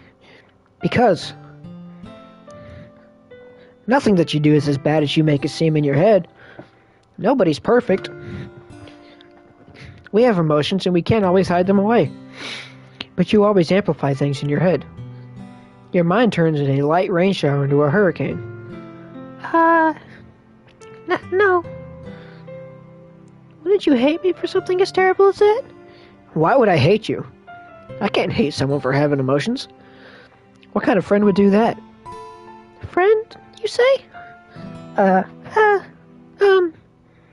Yuri lifts her head. Elder, I really like being friends with you. Thanks, Yuri. I like being friends with you too. I feel kind of awkward saying something like that, but I'm doing my best to help Yuri feel better. Anyway. Yeah. Shall we go? Yeah. Yuri and I walked to the nearest water fountain. Once we filled up the water pitcher, we returned to the classroom. Elder, do you like oolong tea? Yeah. Anything, it's fine. Very well. Yuri sets the temperature on the kettle to 200 degrees.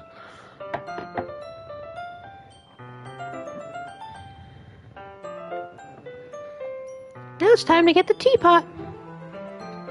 You really do this properly, don't you? Of course. I shouldn't do any less when I'm making tea for others. Even if I'm not an expert on tea or anything. In that case, you'll only be even more impressed. Ah, perhaps I will. Yuri fetches the teapot and begins measuring the tea leaves.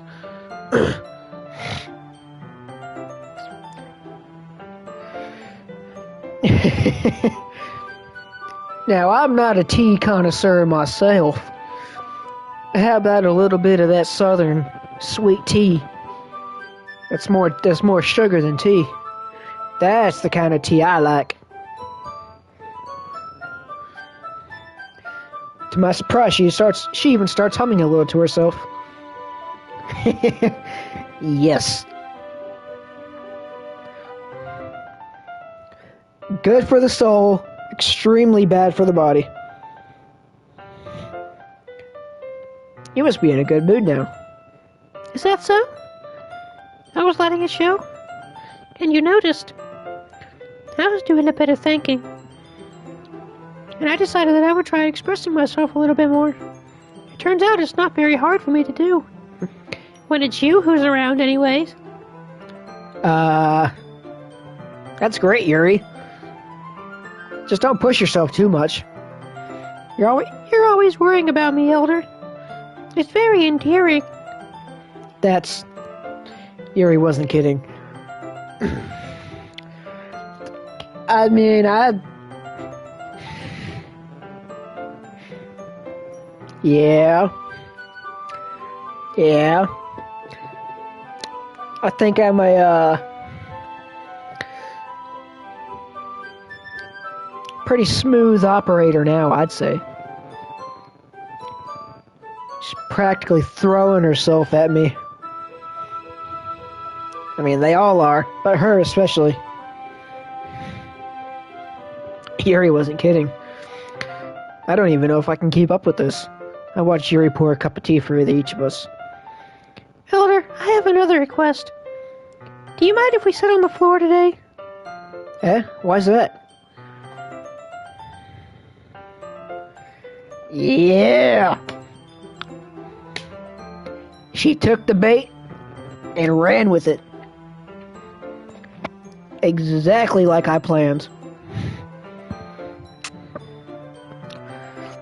I really am a ladies' man after all. At least virtually. Not in real life. I'm not.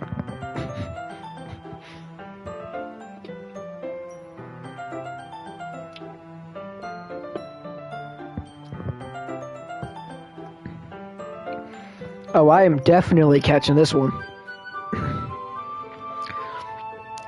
It's a little bit easier on my back. Ladies and gentlemen, welcome to a Cozy Camp spin-off stream. We're going to be doing a little bit of fishing today, just not the normal kind.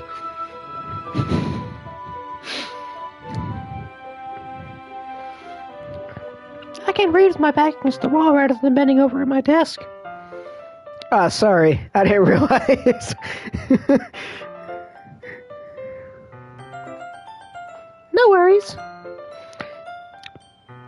I just have back pain fairly regularly, so I do my best to manage it. Is that so? I wonder why that is. It's most likely because my My. Your posture, right? Always hunched over like that while reading? Yeah. Yes. I have terrible reading posture. That's definitely it. It's definitely nothing else. Definitely nothing else at all. So that's why we should sit on the floor. Fair enough. I'll go ahead and get the book. I retrieve the book from my bag. Ah, I have some chocolate as well. It's a bag of small chocolate candies that I kept hidden from Sayori's candy radar. I take it since it'll go well with the tea. Yuri and then I sit against the wall, teacups at our sides. As if in sync, we assume the same reading position that was last time, each holding one half of the book. Assume the positions. Except this time, our bodies are even closer to each other. I can't see too well. Yuri slides closer until our shoulders are touching. Oh, that's smooth. She's smooth. That's smooth. Yeah. How am I supposed to focus on reading like this? Yuri was always kind of cute, but when she's being less apprehensive, it's almost more than I can handle. Your teacup. Yuri hands me my teacup, holding it with my hand that's not holding the book. I end up in a position that's even harder, makes it even harder to focus. Because now I need to worry about making sure I don't accidentally touch her chest. Yeah, accidentally. It would totally be a complete accident. Meanwhile, Yuri hasn't noticed a single thing. Oh, yeah, she has. She's playing you like a fiddle, boy. She wears her intense reading expression, and I can only presume the world around her has faded away. Well, I wouldn't know. I don't have any personal experience with that. Maybe one day.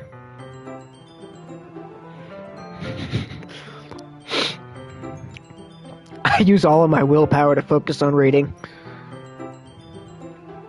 After a few minutes, I finally managed to relax a little. I put the teacup between my legs and fumble with the chocolate wrapper. Ah, sorry. I briefly let go of the book to finish opening the wrapper. You can have as much as you want. Ah, that's okay. I won't take any. Eh? Are you sure? Well, if I touch it, then it might get smudged on the pages. Oh, I know exactly. I hope this goes where I think it's going. You're right. I didn't even think about that. My bad. No need to apologize. I'll hold the book, okay? Are you sure? Of course.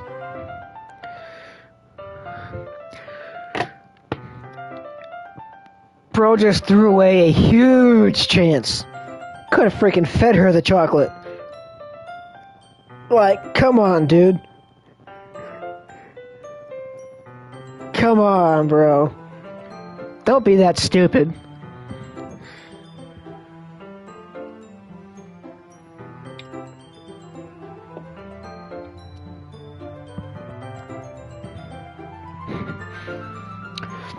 Maybe he'll recover. Let's see. Yuri opens the book with both hands. She holds it so that I don't have any harder of a time reading from it. But as a result, her left arm is practically resting on top of my leg. I think she's cooking. I think she is cooking, not me. Well, in that case, Yuri's already totally focused on reading again. I take a chocolate candy and pop it into my mouth. Then I take another chocolate. Yes! Yes, let's go. Let's go. My boy recovered. And I hold it up to Yuri. She doesn't even look away from the book. She simply parts her lips as if the situation was completely natural. But that means I can't stop here. Yes, my boy did it. He did it. He saved himself from immense humiliation. And he is getting the girl. I apprehensively placed the chocolate in her mouth. Just like that, Yuri closes her lips over it. Yeah! Go!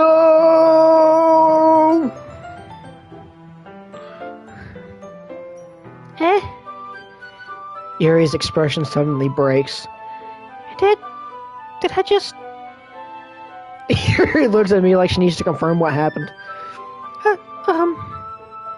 Elder? So sorry. I guess I shouldn't have done that. Oh, that's... Well... You were just helping. That's something that friends do, right? I mean, not really in this kind of context, but... Yeah. That's all it was. Yeah. Then... Yeah. Friends. Yeah. Friends is all we are. You don't need to stop or anything. I see. The situation has gotten really tense. Yuri tries to return to the book, but I can tell just by her expression that she can't focus now. My heart is pounding. I nervously take another chocolate between my fingers. By this time, Yuri's eyes meet mine. How did it even come to this? Yuri doesn't avert her gaze. I notice her chest rising and falling to the rhythm of her breaths. I raise my arm. Like before, Yuri parts her lips, but it's different this time. I take the chocolate and place it in her mouth. I feel her hot breath on my fingers. Ah, come on, Monica! Screw you, Monica! Bro, it was just getting good. Screw you! Such a freaking party pooper. Why? God, I hate you, Monica.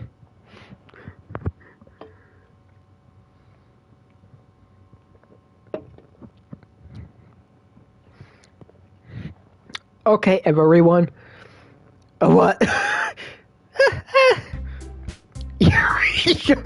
God. Yeah, she wanted a little bit of the action too. It's time to share poems. Elder, you can help Yuri put away the tea stuff, right? Yeah, of course. Okay, thanks. The spell is abruptly broken. I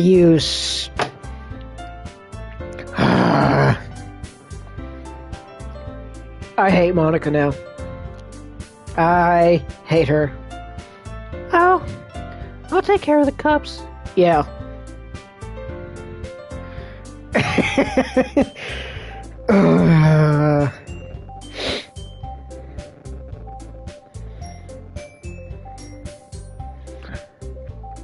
I don't know.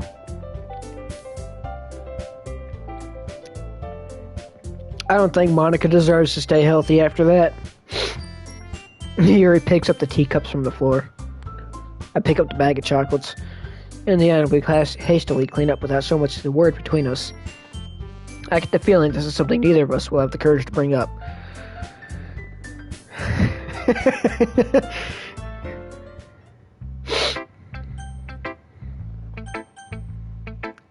Always gotta be Yuri. Let's see what you've written for today. Yuri stares at the poem with a surprised expression on her face. Do you like it? Elder, this one might even be better than yesterday's.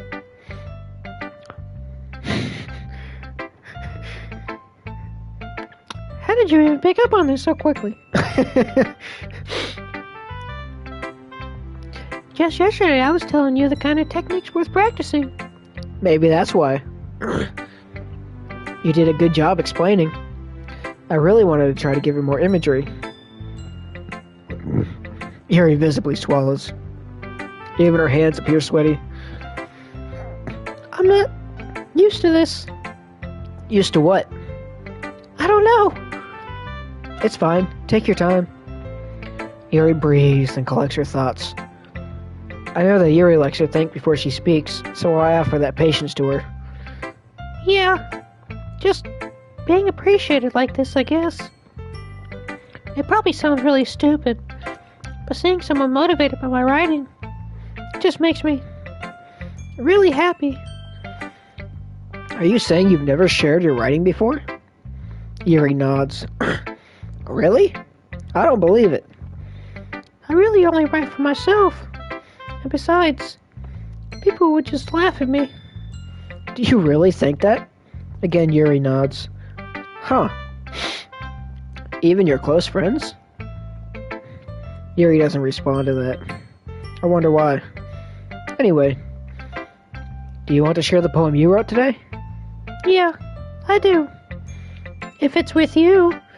Bro, she's smooth.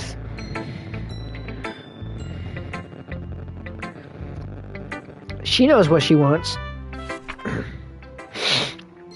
The raccoon. It happened in the dead of night while I was slicing bread for a guilty snack. My attention was caught by the scuttering of a raccoon outside my window. That was, I believe, the first time I noticed my strange tendencies as an unordinary human. I gave the raccoon a piece of bread, my subconscious well aware of the consequences. Well aware that a raccoon that is fed will always come back for more. The enticing beauty of my cutting knife was the symptom. The bread, my hungry curiosity. The raccoon, an urge. The moon increments its phase and reflects that much more light off of my cutting knife. The very same light that glistens in the eyes of my raccoon friend. I slice the bread, fresh and soft. The raccoon becomes excited. Or perhaps I am merely projecting my emotions onto the newly satisfied animal. The raccoon has taken to following me. You could say that we've got quite used to each other. The raccoon becomes hungry more and more frequently, so my bread is always handy. Every time I brandish my cutting knife, the raccoon shows me its excitement. A rush of blood. Classic Pavlovian conditioning. I slice the bread, and I feed myself again. I was a little more daring with this one than yesterday's. I can see that. It's a lot more metaphorical. I don't know if it's my fault, but I can't begin to imagine what this poem is about. That's right. It's a bit closer to my preferred writing style, using the poem as a canvas to express vivid imagery and conveying emotions through them. Yeah, she's right. Yeah, if I take it at face value, then I can't even figure out what it's supposed to mean. Well, I think it's something that different people can relate to in their own way. I wanted to express the way it feels for me to indulge in my more unusual hobbies. It's these sort of things I'm usually forced to keep to myself. So I sometimes enjoy writing about them. Why do you keep them to yourself? Because they're embarrassing, and people would make fun of me. Don't you have anything like that? Don't you have anything like that, Elder? Well, yeah, I guess I do. It's my waifu body pillow collection. I have an unnatural amount of them. I feel like everyone has a little something like that. The best we can do is respect each other and our individualities. Even if it's difficult sometimes, and some things make us uncomfortable.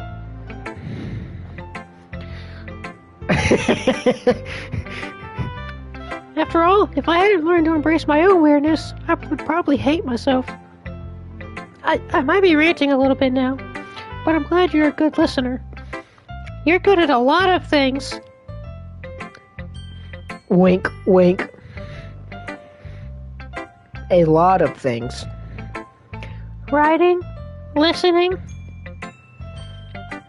feeding me chocolate. There really aren't many people like you, Elder. That's exaggerating a little bit.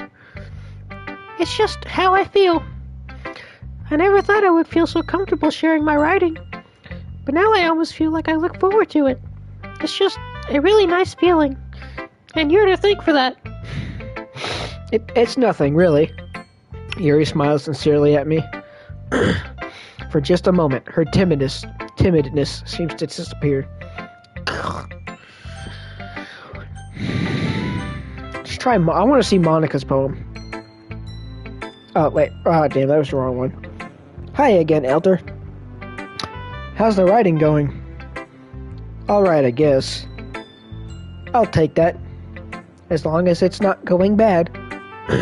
I'm happy that you're applying yourself. Maybe soon you'll come up with a masterpiece. I wouldn't count on that. You never know. Want to share what you wrote for today? Sure, here you go. I gave my poem to Monica. Alright. This one's good. It feels like you're not only getting more comfortable with your style, but the imagery is better than the last one I read. Just wondering, but have you been finding inspiration in Yuri's writing styles? You could say that. I guess so. You can't deny that she's talented. Yeah, totally. I think her poems are the most important, are the most romantic. Yep. That's the best way to describe it. She's like a totally different person when she picks up a pen. I noticed that too. Or when she's talking about literature, it's like a light turns on the side of her. Sadly, it's hard to get much personal conversation out of her. Trust me, I've tried. Who knows what goes on in that head of hers? I hope you don't mean that in a bad way. No, of course not. I just meant that I wish she didn't keep so much to herself. But still, defending her like that. You must be pretty into her. You completely misunderstood. Calm down, I'm kidding. Besides, I'm pretty sure she's already got a boyfriend. Wait, really? Yeah, a fictional one anyway. Monica kind of whispers that last part to me. Bro, Monica is savage. Trying to break something up before it even starts. It's just a hunch, but, well, there's not really anything wrong with that. Oh well, I know. I was just saying. But anyway, you want to read my poem now? I like the way this one turned out, so I hope you do too. Alright, let's take a look.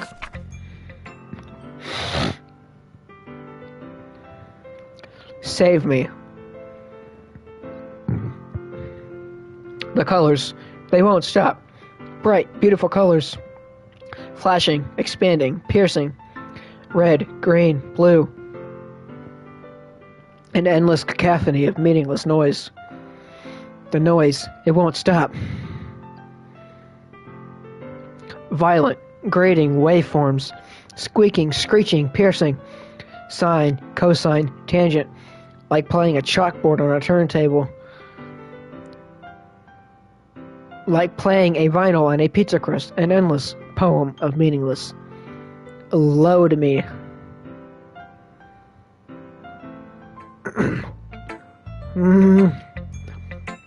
It's even more abstract than your last one, huh? I guess it's just the way I write. I'm sorry if you don't like it. No, I never said that. It's just a kind of thing I've never really seen before, I guess. I kind of like playing with my space on the paper. Choosing where and how to space your words can totally change the mood of the poem. It's almost like magic. The way I wrote the lines really short makes it feel like they're trying to speak over the noise. I see. Still hard for me to tell what it's about, though. Ha ha ha. Sometimes asking what a poem is about isn't the right question. A poem can be as abstract as a physical expression of a feeling, or a conversation with the readers. So putting it that way, not every poem is about something. Anyway, here's Monica's writing tip of the day. Sometimes you'll find yourself facing a difficult decision. When that happens, don't forget to save your game. Okay. You never know when you might change your mind, or when something unexpected may happen. Wait, is this tip even about writing? What am I even talking about? That's my advice for today. Thanks for listening. I think she's telling me to save my game.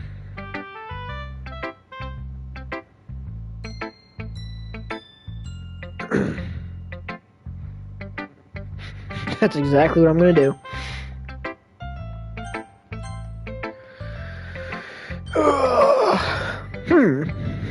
Well, it's not really any worse than your last one. But I can't really say it's any better either. Whew. Huh? Whew, what? Well, anything that isn't a train wreck, I'll take as a win. And I get the feeling you're probably the most critical. Hey, what makes you... Wait, maybe that was a compliment.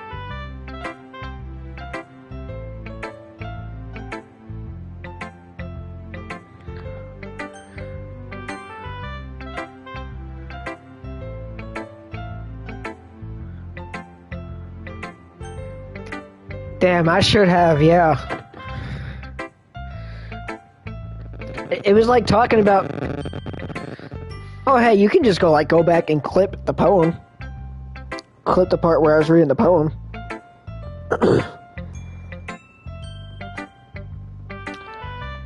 You know what? I didn't even think about that. Yeah.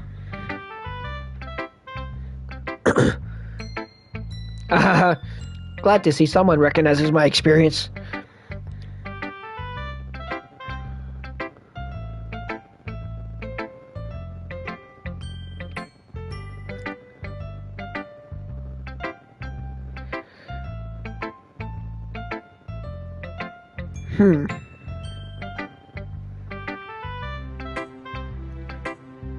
Well, I might play through this multiple times, like just on my own, and I'll see what if I do. I'll see what happens if I do that.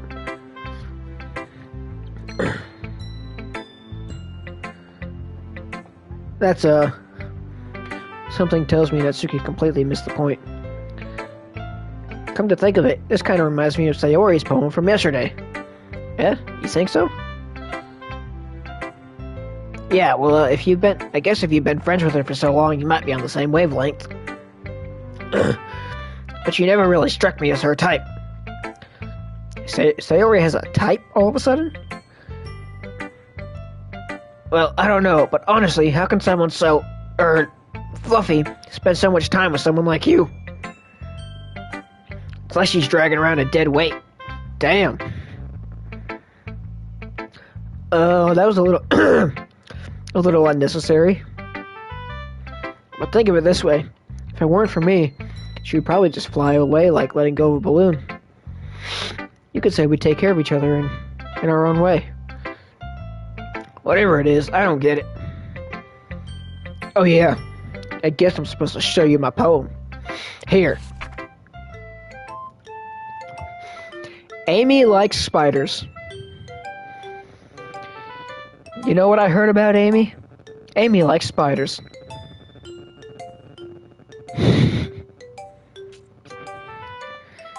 Icky, wriggly, hairy, ugly spiders.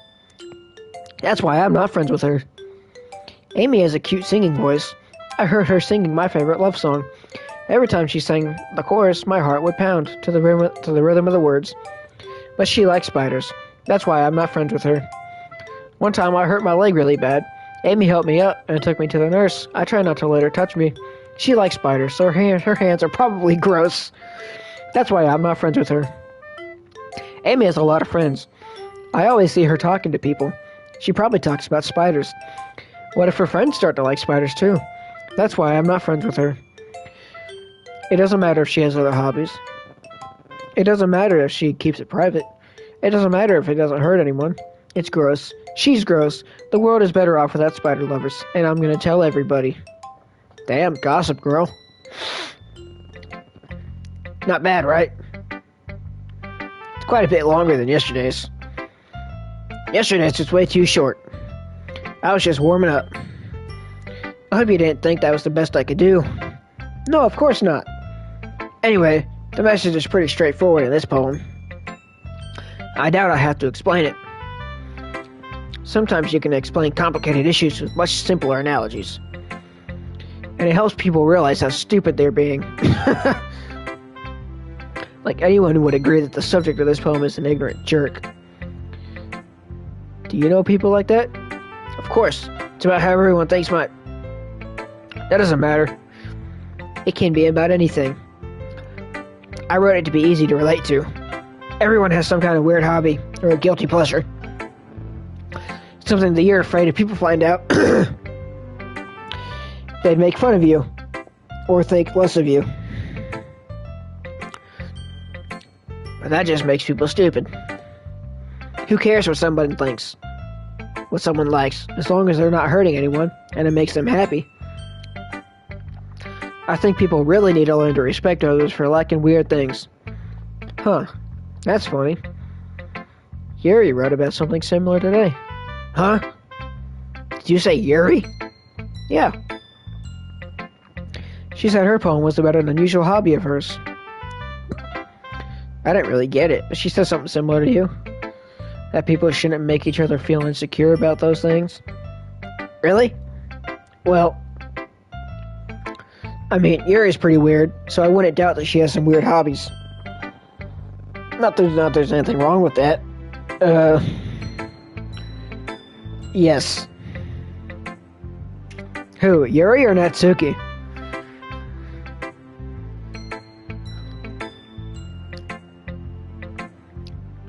It's not like I would judge her or anything. Natsuki has trouble finding words. I guess I should try not to be so mean to her. If she feels insecure about her weird behaviors and stuff. I mean, I always hate people who make me feel insecure. And Yuri made me feel insecure yesterday. But the way you put it, it sounds like she learned her lesson. Well, I would say so. Even if her writing style is really different, I'm sure she'll appreciate the message in your poem. It's what I do best, after all. I don't like writing unless there's a good message to take away from it. Like, conveying emotions is important. Damn. But I want to make people think, not just feel. Remember that. I'm going to write a good one for tomorrow, so look forward to it.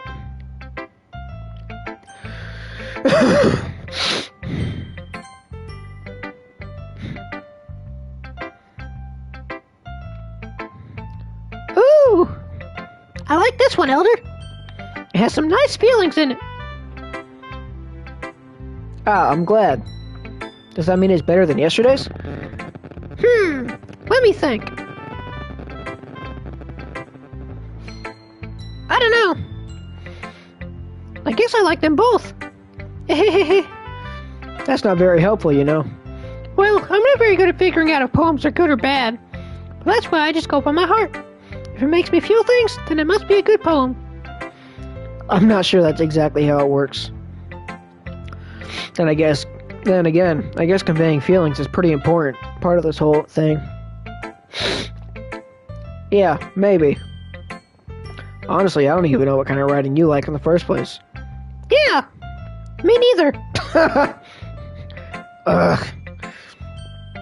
Why don't you at least try giving it some thought? Aw, you want to write something for me? That's so sweet. Yeah, right. But you're always thinking about other people. You need to think about yourself once in a while. If you don't, you might end up getting hurt. You might end up getting hurt at some point. Eh? Well, I don't really know what you mean, but I'll try to keep it in mind. Well, whatever. Anyway, let's see. I guess I like happy poems. Wait, sometimes I like sad poems too. Sometimes a little bit of both. There's a word for that, right? What's the word I'm looking for? Bittersweet. Yeah. I like things that are happy and things that are sad. Happy and sad? I can't see you liking something sad, Sayori. Well, I like happy the most. Sometimes when you have a little rain cloud in your head, a sad poem can help give you the rain cloud a little hug. And that makes a nice happy rainbow. Sayori, that's unexpectedly poetic. Eh? Is it? Maybe I'm getting better at expressing my feelings after all. Thanks, Elder. I should go write that down then. You can read my poem now, okay?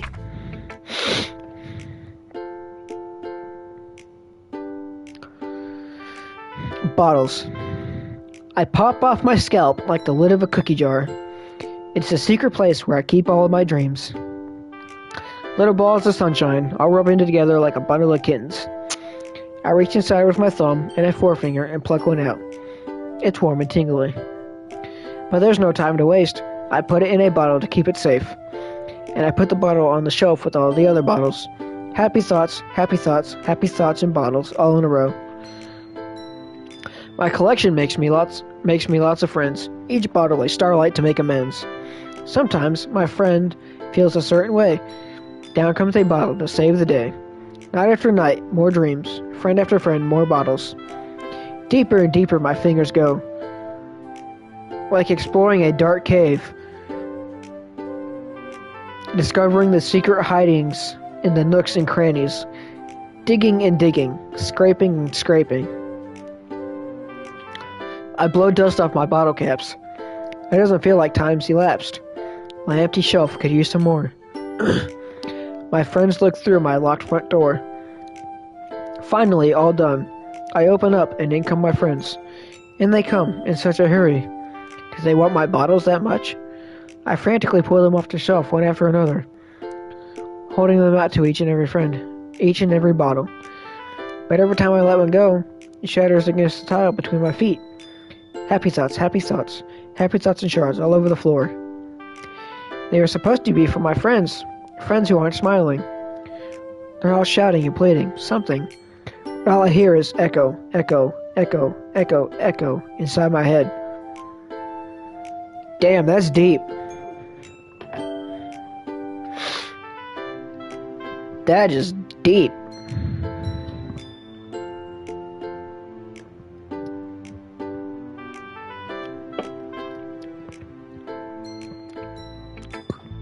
Holy crap.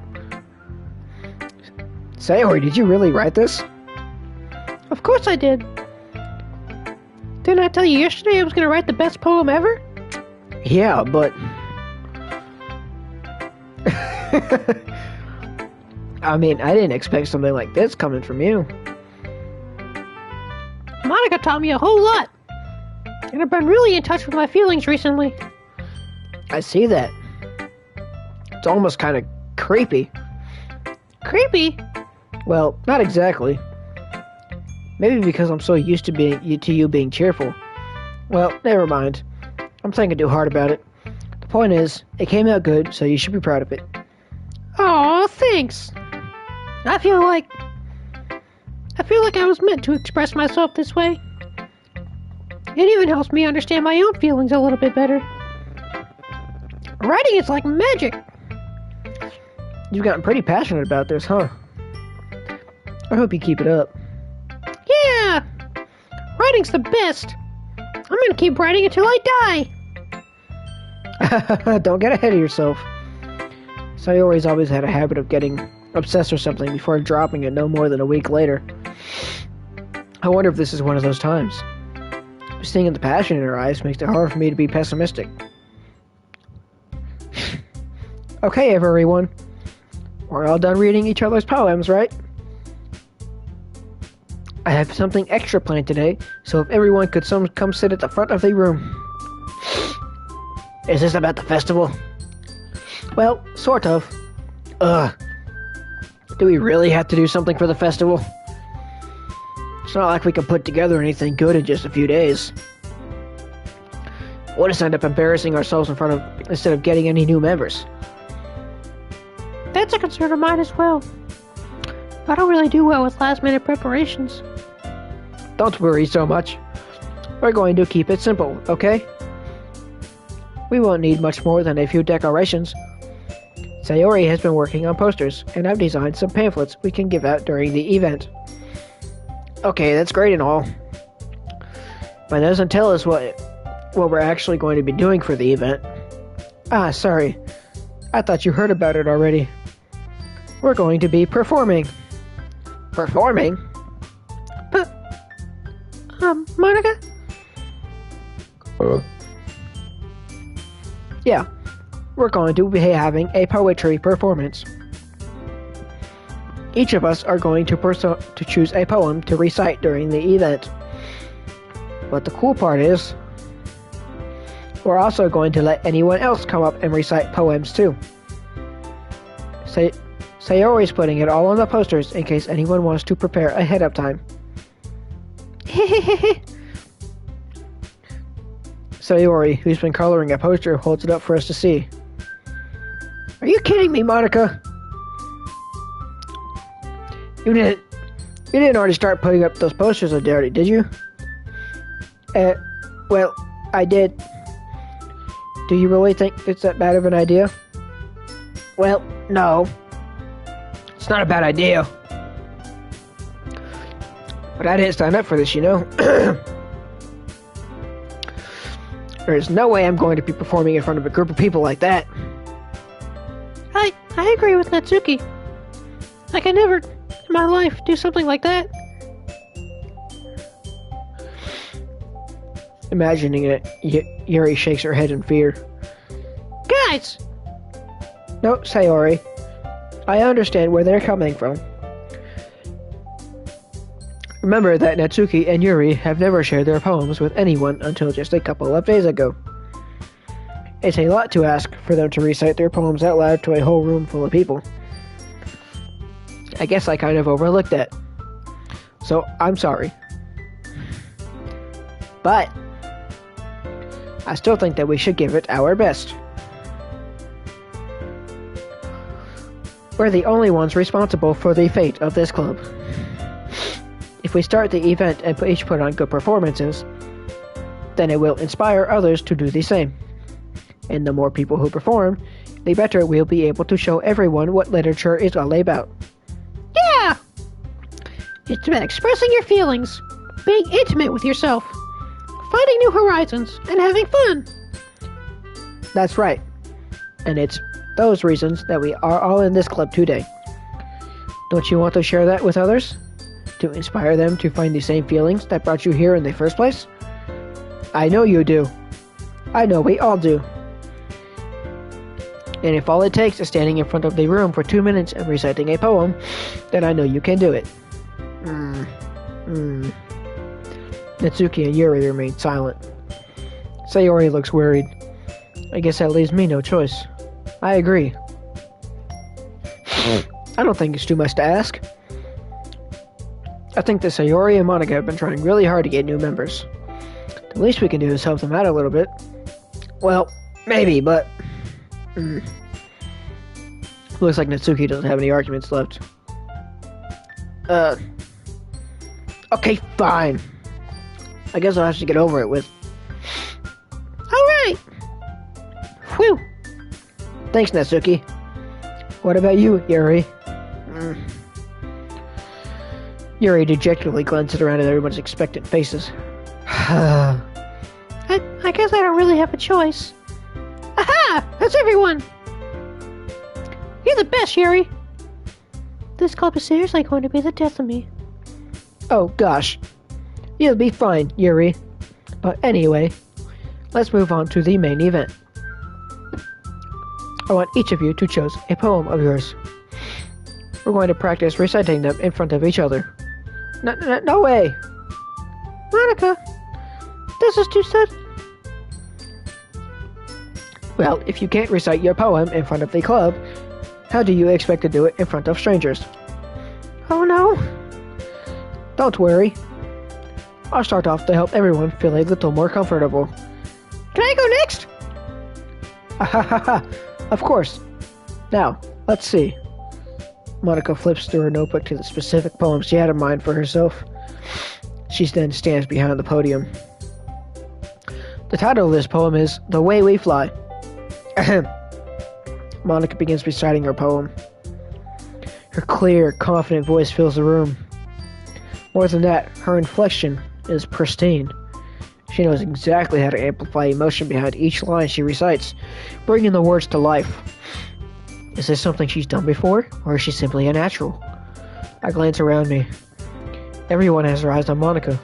Sayori looks amazed. Yuri has an intense expression on her face that I don't understand. Finally, Monica finishes the recitation. The four of us applaud.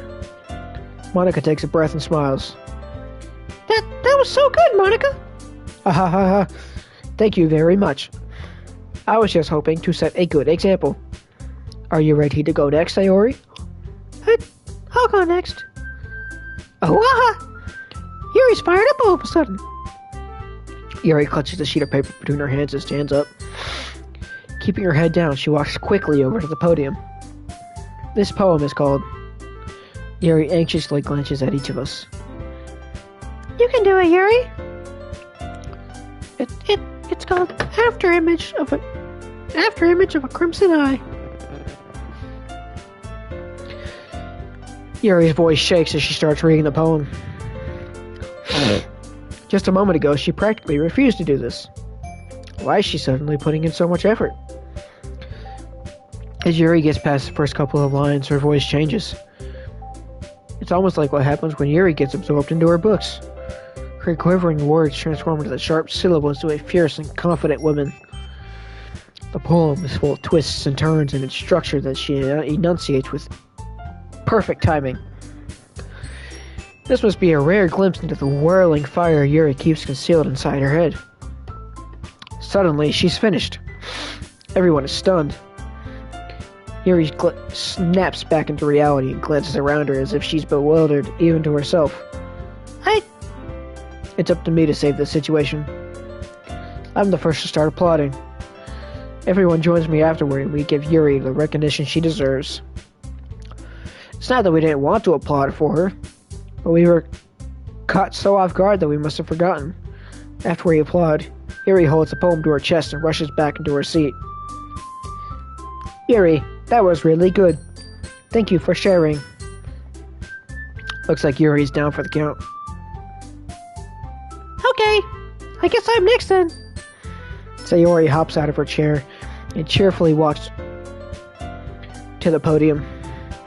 This one's called My Meadow. Sorry, I giggled.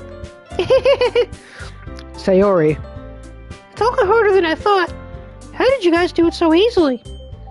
Try not to think of it like you're reciting to other people. Imagine you are reciting it to yourself, like in front of a mirror or in your own head. It's your poem, so it will come out the best that way. I see. Okay then. Sayori begins her poem.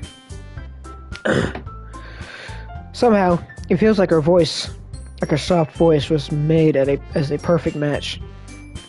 The poem isn't aimlessly cheery like Sayori's is. It's serene and bittersweet. If I were to read this on paper, I probably wouldn't think much of it. But hearing it come from Sayori's voice almost gives it a whole new meaning. Maybe this is what Sayori meant when she said she likes my poems. It's like I get to reach more deeply into someone than I thought I knew. It's like I get to reach more deeply into someone I thought I knew, through and through. Sayori finishes and we applaud. I did it!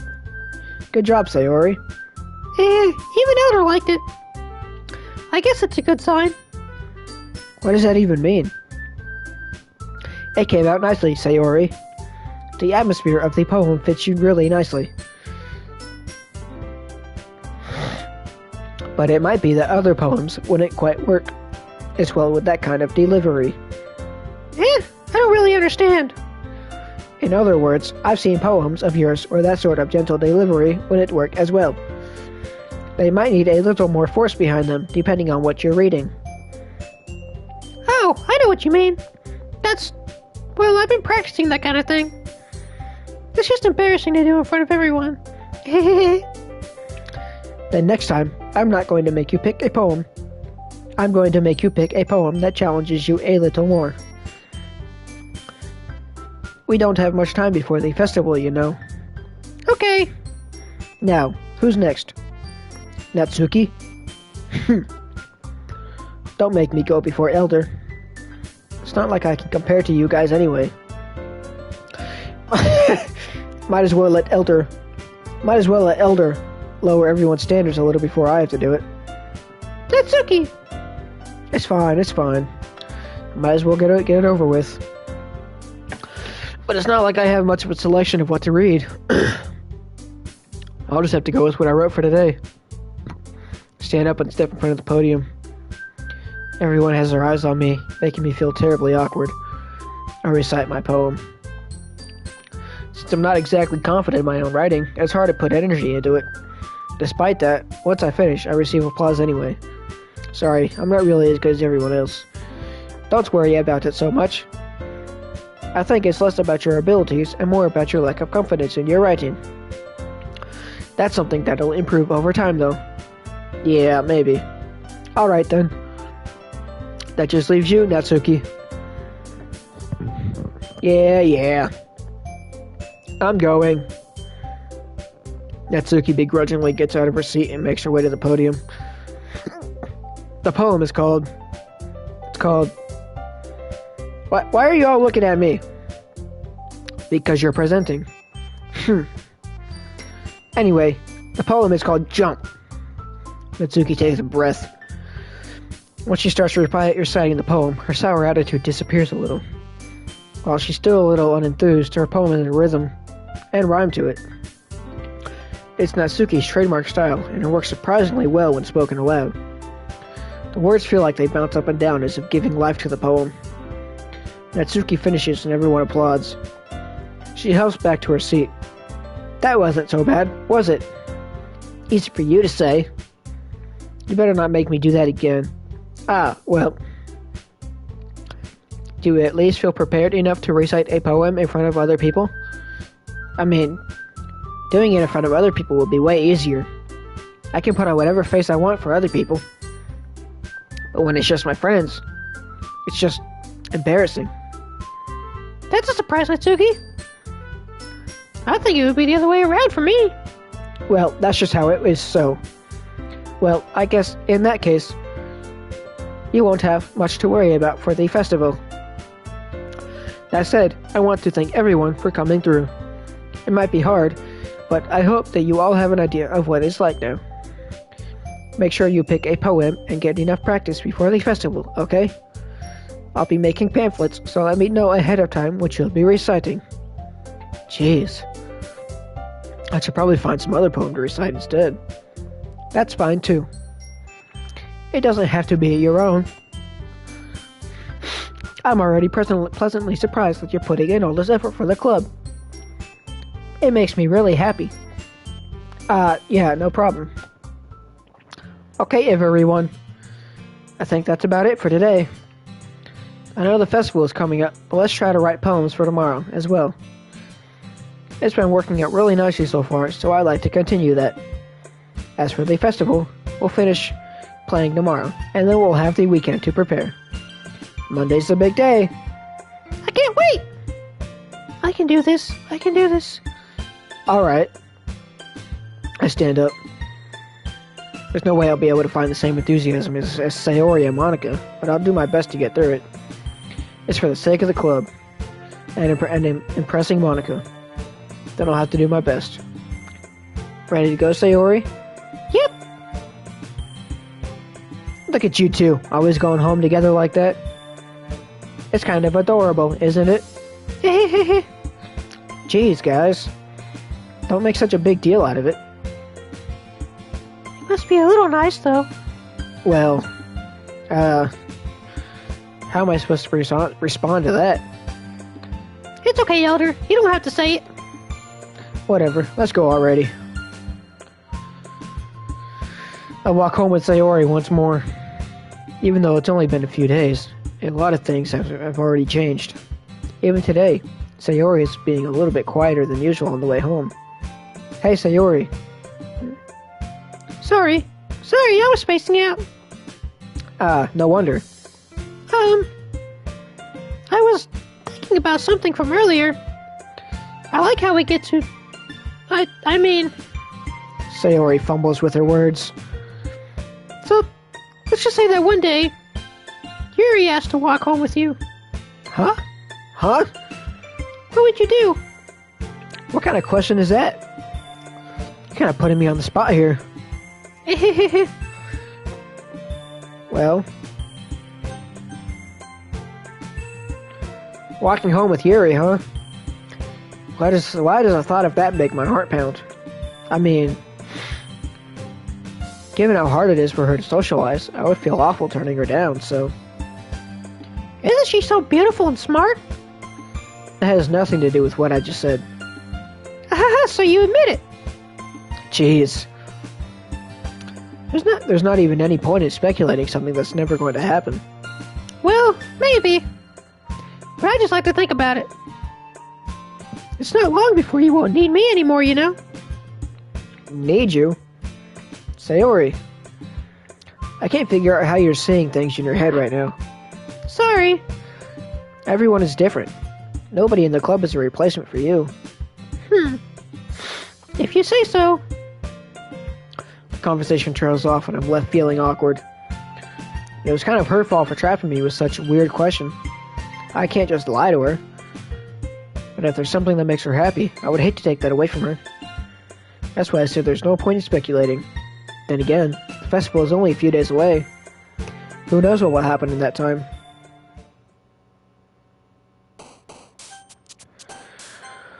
Whew. Alright.